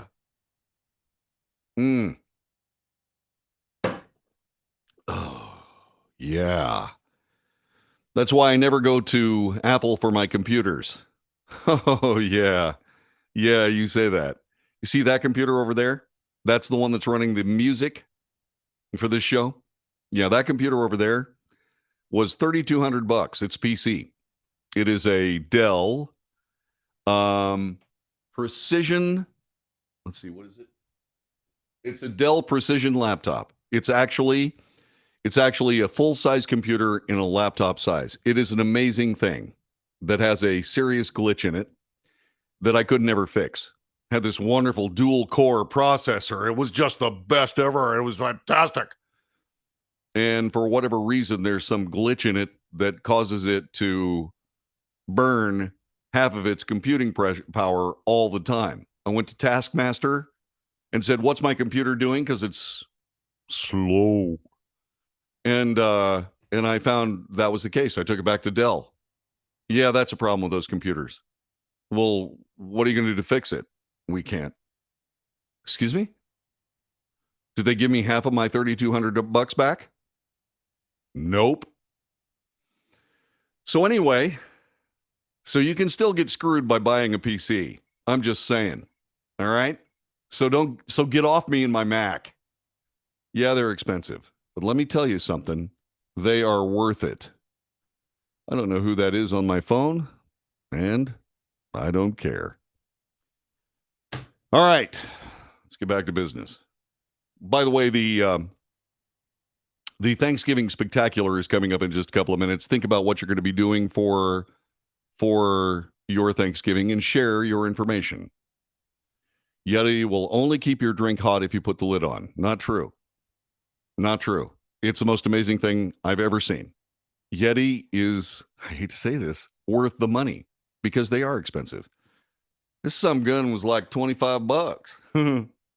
$25. It's an awful lot for a coffee cup. It still works. Let's see. Anyone worth talking to knows you're on the air right now. True. Let's get busy. All right. So, Yesterday, Kevin McCarthy went down to the border.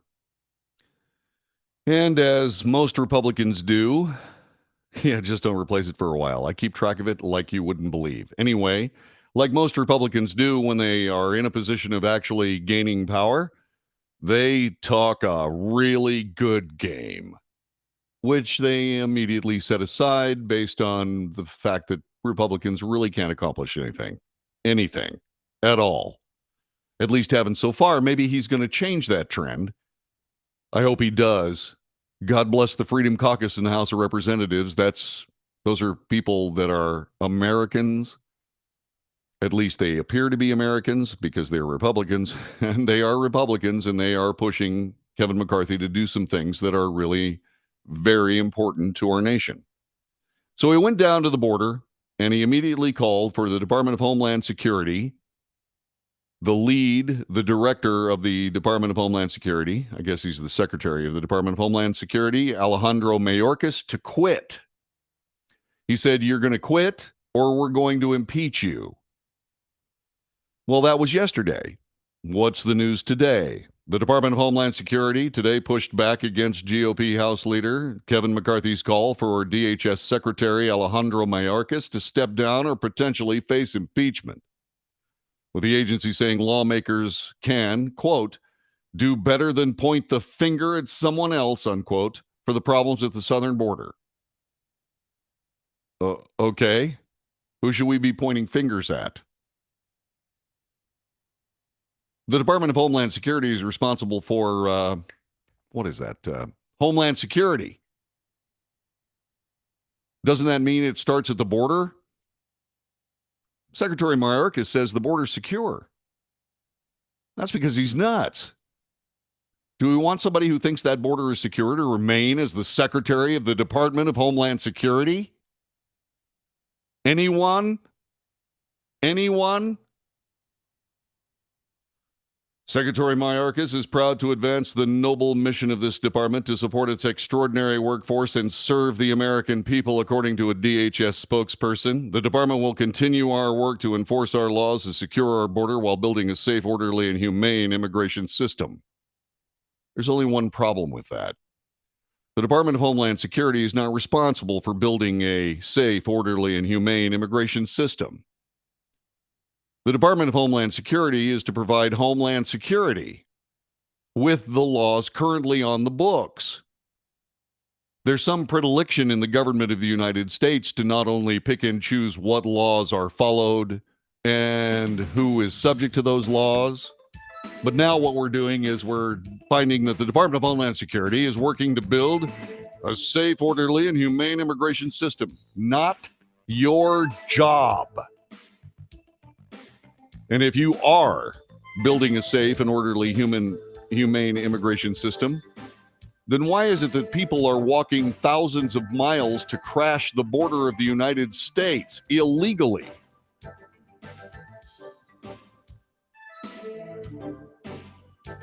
What is the solution?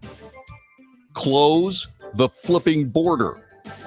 And yes, it might be a noble mission of the Department of Homeland Security, but it's a noble mission that is guilty of dereliction of duty. There's more. I will share it with you in just a couple of moments. This is the Wells Report. Thanks for joining us today.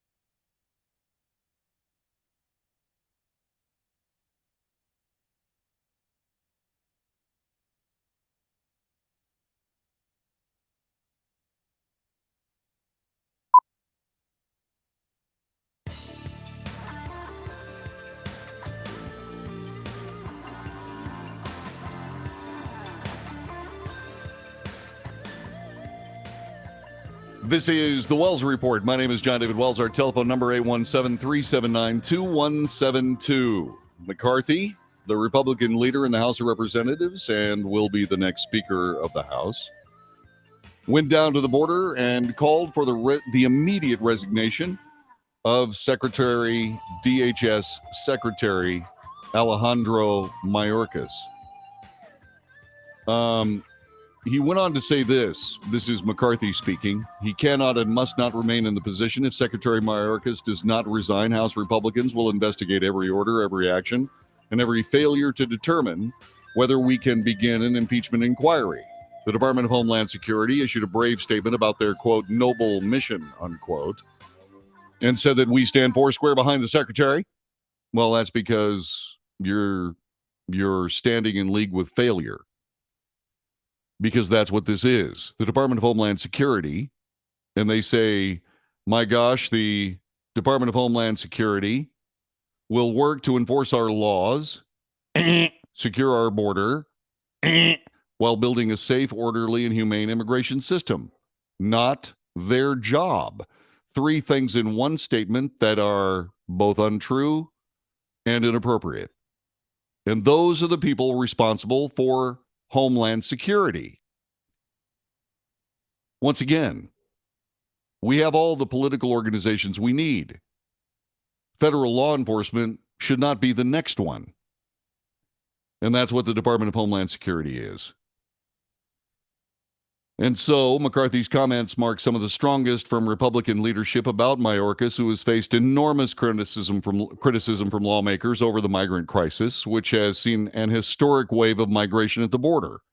There were more than 1.7 million migrant encounters in fiscal year 2021, more than 2.3 million encounters in fiscal year 2022. That's 4 million in 2 years. 2. Meanwhile, so far in fiscal 2023, there were over 230,000 migrant encounters in October, the highest number for that month in years. Additionally, there's been a daily average of more than 2,500 gotaways getting past Border Patrol agents. Republicans have blamed the Biden administration and the rolling back of Trump-era border security policies as well as interior enforcement for the high numbers. They've also balked at Mayorkas' claim that the border is secure. Now, it's time to point out bias and fix it. This is a Fox News article. Okay? Republicans have blamed the Biden administration for rolling back Trump-era border security policies. They're talking about Title 42. Title 42 was a law that keeps people that are either uninoculated against COVID-19 or people that have COVID-19 from entering the country. It is not a mechanism to keep people seeking asylum to the United States in the country where arguably they've already attained asylum until they can be processed, their asylum claims can be processed. Title 42 was an inappropriate enforcement of a law meant for something else. And the rationale behind it was exceedingly thin. Okay? So, there's something that you need to keep in mind about that. By the way, the DHS says that Mayorkas has no plans to resign. The administration inherited a broken and dismantled immigration system.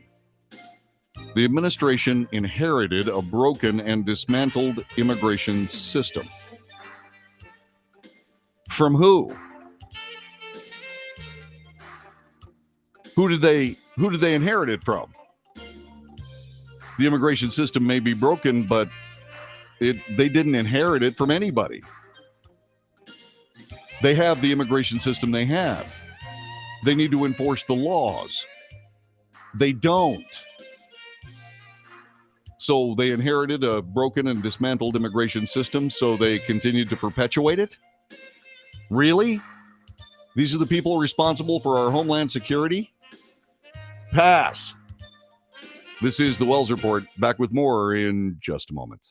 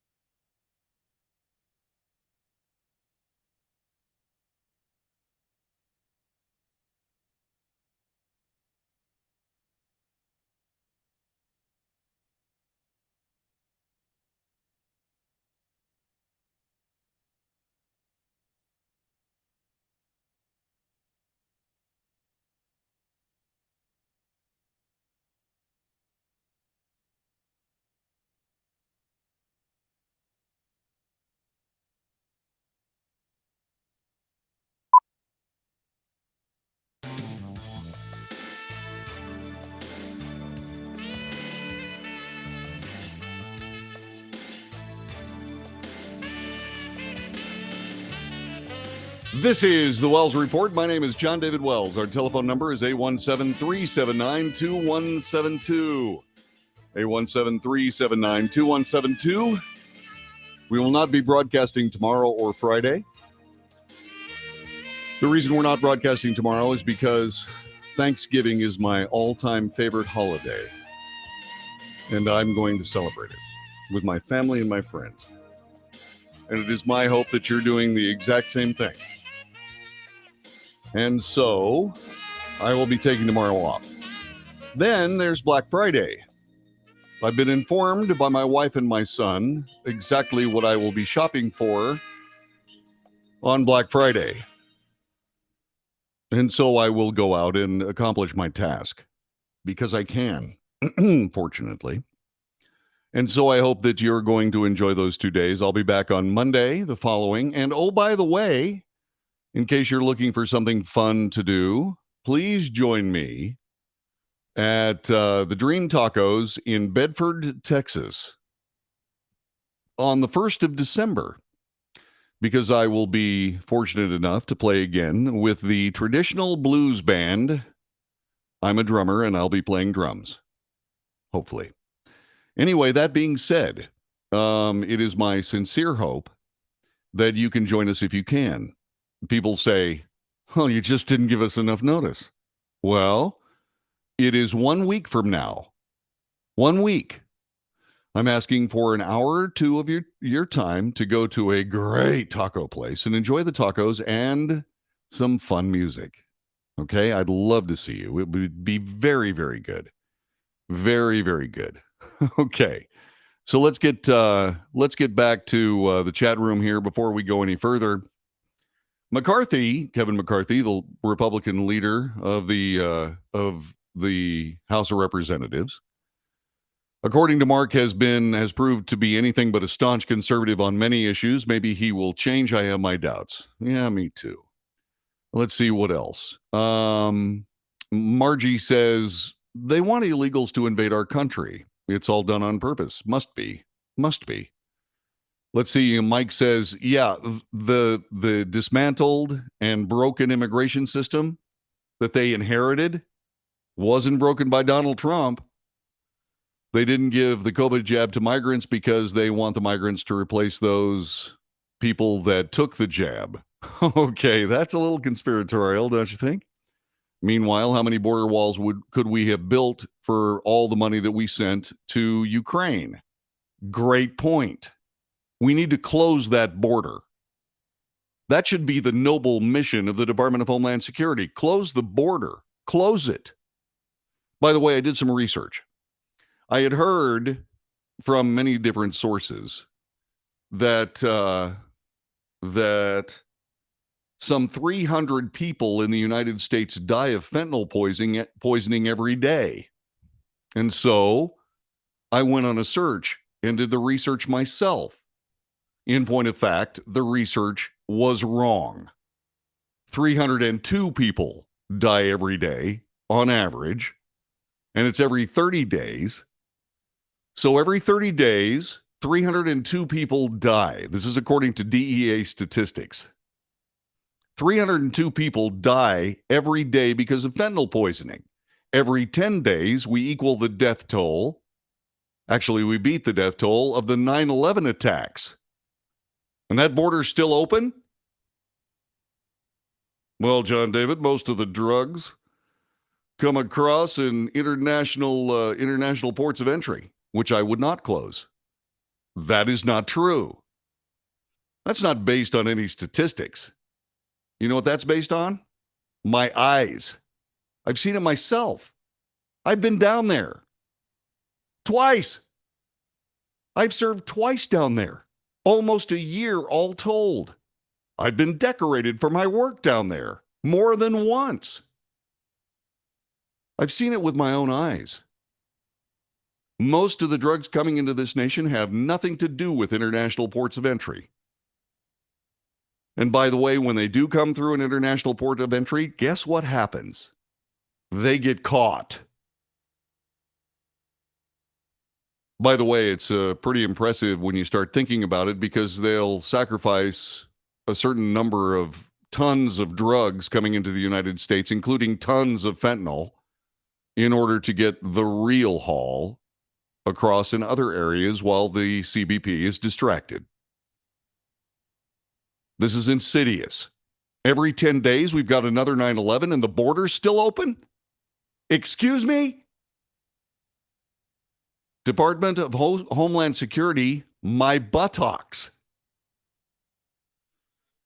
Let's see what else. Okay, let's see. If you don't mind, what is that sax piece I use as an intro? I love having sax.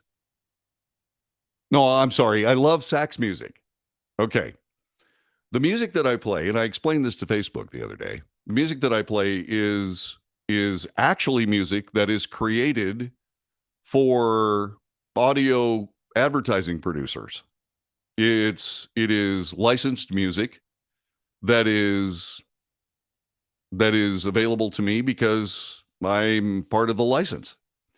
So it is not music that you can go out and buy, unless of course you happen to be exposed to the people that that actually created this music for the show. So that is just done by a group of studio musicians, and I went through the entire library to pick the music that you hear on this broadcast. Actually, there's some missing, but in order to do that, I have to rebuild a whole bunch of stuff on the computer, and I'm inadequate right now. I'll work on it. Anyway, but yeah, it's a nice piece, and I've got lots of great music on this broadcast. Let's see what else. Let's see. Bedford is around 2 hours west of me on a good day. Mark, I may miss you, but maybe one of these days we'll go 2 hours east so you can see us. That would be nice. Close the buzzing border. Close it the buzz down. Yeah. The finger pointing is epic and lame. It's ridiculous. My friend in TABC says the same as you.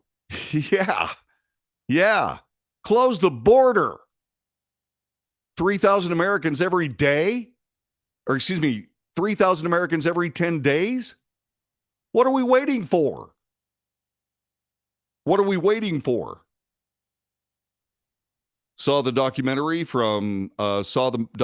Died Suddenly from Stuart Peters, which is a real eye-opener. The border needs to be totally closed. All these illegals need to be taken back to their own countries.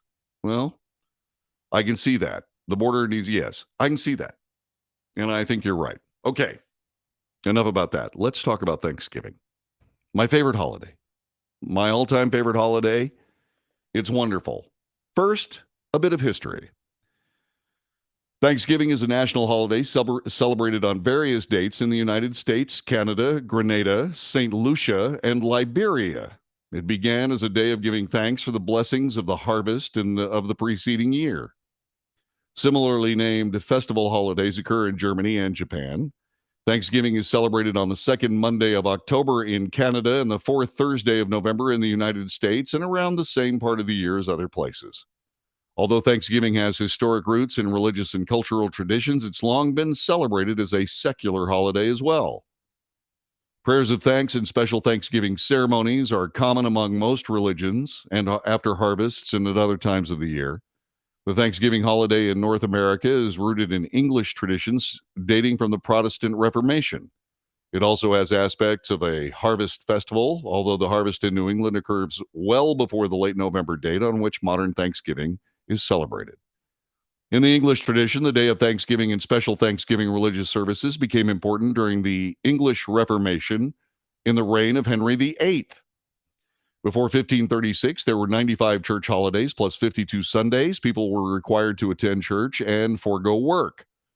Through the 1536 reforms in the Church of England, that reduced the number of holidays in the liturgical calendar to 27.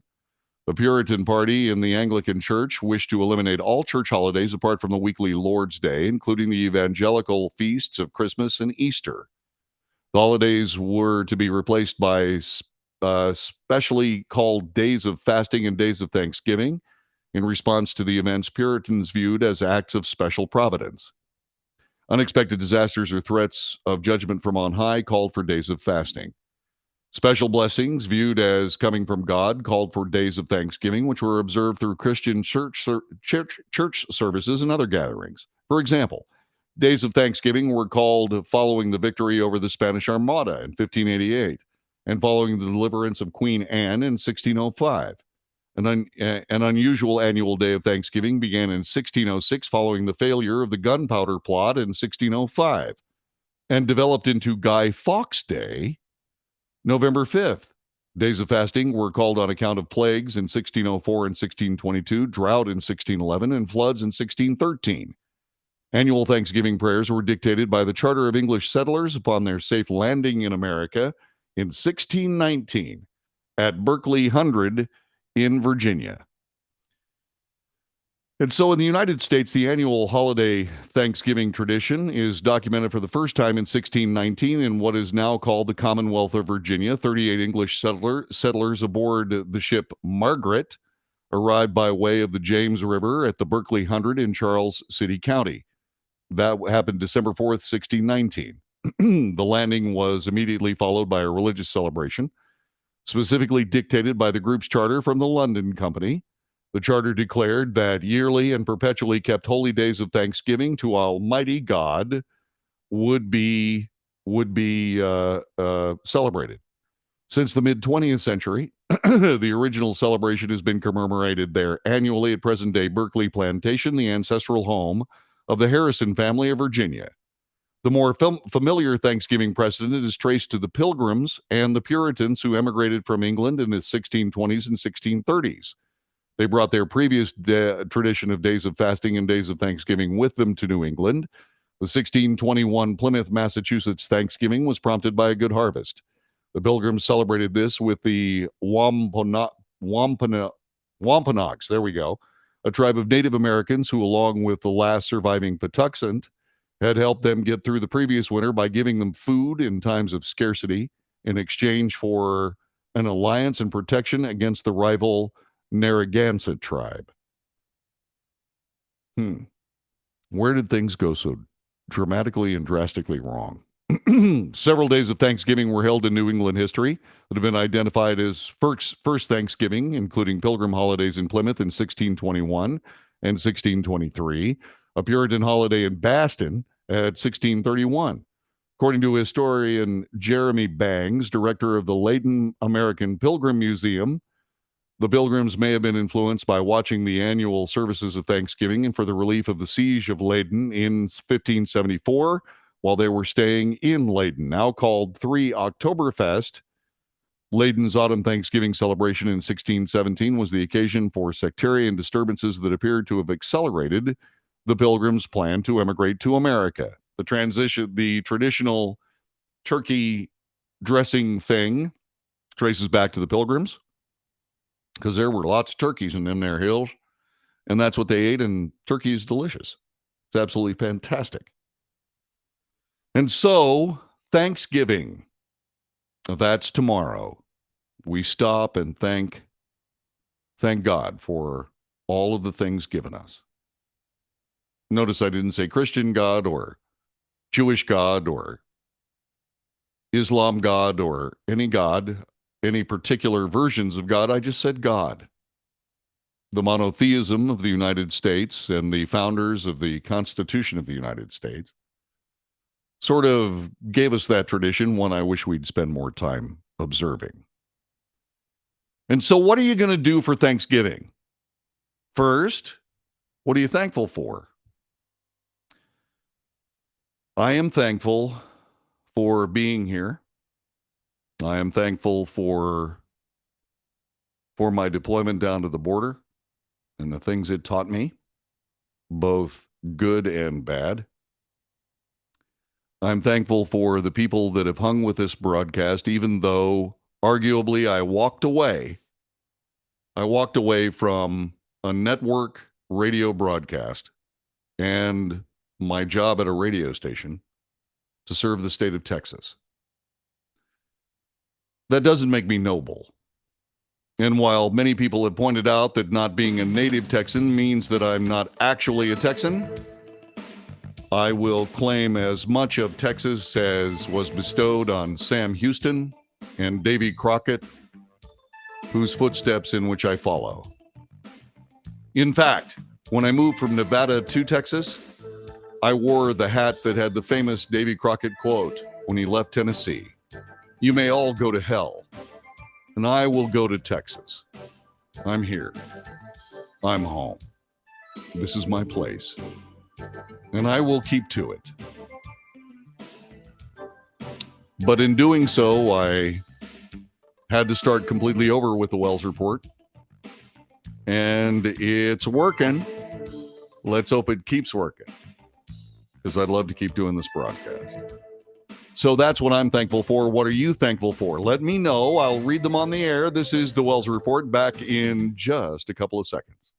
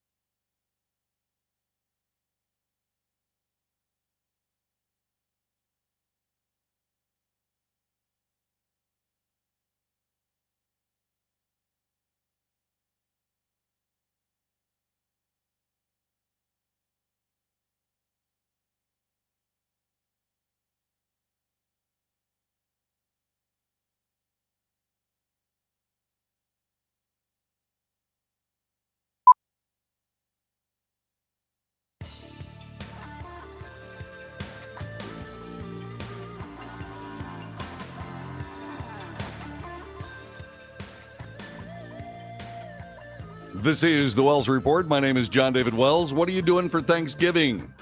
Let me know. Okay? Let me know. By all means. You can do it on the chat room. You can call me on the phone. 817-379-2172. What I'm going to enjoy for Thanksgiving is I'm going to enjoy another Zyrtec, which will keep my nose and sinus tract clear because allergies are killing me right now. Killing me. Margie says, I spent the morning today making from scratch Ruth's Chris sweet potato casserole, Grandma's stuffing casserole, which are both put together and baked tomorrow. I also made my delicious cornbread made in a cast iron skillet. Yeah, I loved cornbread before I realized I was allergic to corn. Really did. Mark, I have no idea what's on the Thanksgiving menu. My wife is not a traditionalist. She hosts it, does the cooking, and deals with our family and our pets. It's all good to me. I just take a dish and eat. Atta boy. Margie goes on trying to make it simple and easy for tomorrow. My cranberry sauce and black olives ready in covered bowls in the refrigerator, and bought a large pumpkin pie from Costco. They do a good job with pie. They really do. Let's see. By the way, most cranberry sauce is sweetened with corn syrup. Guess what my wife just did? She just made cranberry sauce without corn syrup. Yay. Let's see what else. Texas is a state of mind. Yep, off topic, but still completely correct. I'm thankful for so many things. First of all, I'm thankful for being alive for 74 years and being reasonably healthy, even though I probably have not subscribed to what one would call a healthy lifestyle. I'm thankful that I'm able to provide music to people who will actually listen and enjoy it. This is, by the way, Randy Floyd. Randy Floyd is the guy behind the traditional blues band. I am proud to actually be the drummer in that band, at least the current drummer in that band, because there have been a lot of great drummers that have played with Randy Floyd, and I actually consider it something I really don't deserve, but I'm sure glad I play with Randy Floyd. So anyway, he's been alive for 74 years, and he hasn't necessarily subscribe to what he called a healthy lifestyle. I'm thankful that I'm able to provide music to people that will actually listen and enjoy, and he does, especially me. I'm standing right behind him, or I'm sitting right behind him at the kid and enjoying everything I hear. You should hear some of those solos, man. Oh, they're just incredible. At least they appear to be at the time I'm providing it. Yeah, I played music for many years for money, though I received some joy. The joy is nothing like what I realize today as I play music for fun and enjoyment. I'm thankful that I can do this. I'm thankful for all my friends, music friends, as well as other non-music friends. Through music and travel, I've met some of the most incredible people I'm extremely thankful to call my friend. The list continues. There's not enough adequate space to list all the things I'm thankful for. Lastly, I'm thankful for a country, even with all its warts, that is the best place to live on earth. That's the leader of my band. It's my guitar player. That's my singer. He's great. Absolutely great. Let's see. Thank you, Randy. That's very cool. Jesse's going to make dressing, green bean casserole, deviled eggs. Then we'll eat with my folks, my sister, my brother-in-law, and my oldest. I'm going to make you some of my cranberry butter. It's corn syrup free. Yes. I'm thankful for the freedoms to worship and homeschool, the joy that my family, friends, and pets bring, my husband's job, and so much more. Count your blessings. Name them one by one. Washer and dryer to make the laundry easier. Yeah, our washing machine broke. We're waiting for it to get fixed. Yeah, I get to go to the laundry after the show today. Not so much fun. Anyway, well-equipped kitchen and pantry. It's the small things. It's the small things. When I came back from deployment, one of the sensual loves was to stand in a shower without having to turn the water off. We didn't have much water. So you'd turn the water on, you'd get wet, you'd soap yourself down, you'd turn the water on, you'd rinse off. And just to stand there in a seemingly endless flow of warm water, man, yeah, it's really nice. A bed that is much larger than you are. I got that. Because I was living in what was a repurposed semi-trailer. There were beds for 24. We only put 18 people in it, but boy, let me tell you, that was tough. The beds were comfortable. I didn't have any problem with the beds. A deep bathtub a nice car, a beautiful home, fun adventures, good friends, a great country, an opportunity to serve. Thanksgiving is my favorite holiday. God bless you. God bless your endeavors. God bless these United States. And God bless the great and mighty state of Texas, of which I am a proud part. See you Monday. God bless you and yours. Be careful when you're shopping on Black Friday. Tell me what you got when you get back. Have yourself a good one. Until Monday, happy Thanksgiving. And just like that, yeah, count your blessings. Every single one. Count your blessings. Let's see what else. All right. I'll be around and about and so many other things all through the weekend, so don't hesitate to grab the piece of the chat and make sure that you reach out to your friends, okay? So, like I said, until Monday, take good care. Love all y'all.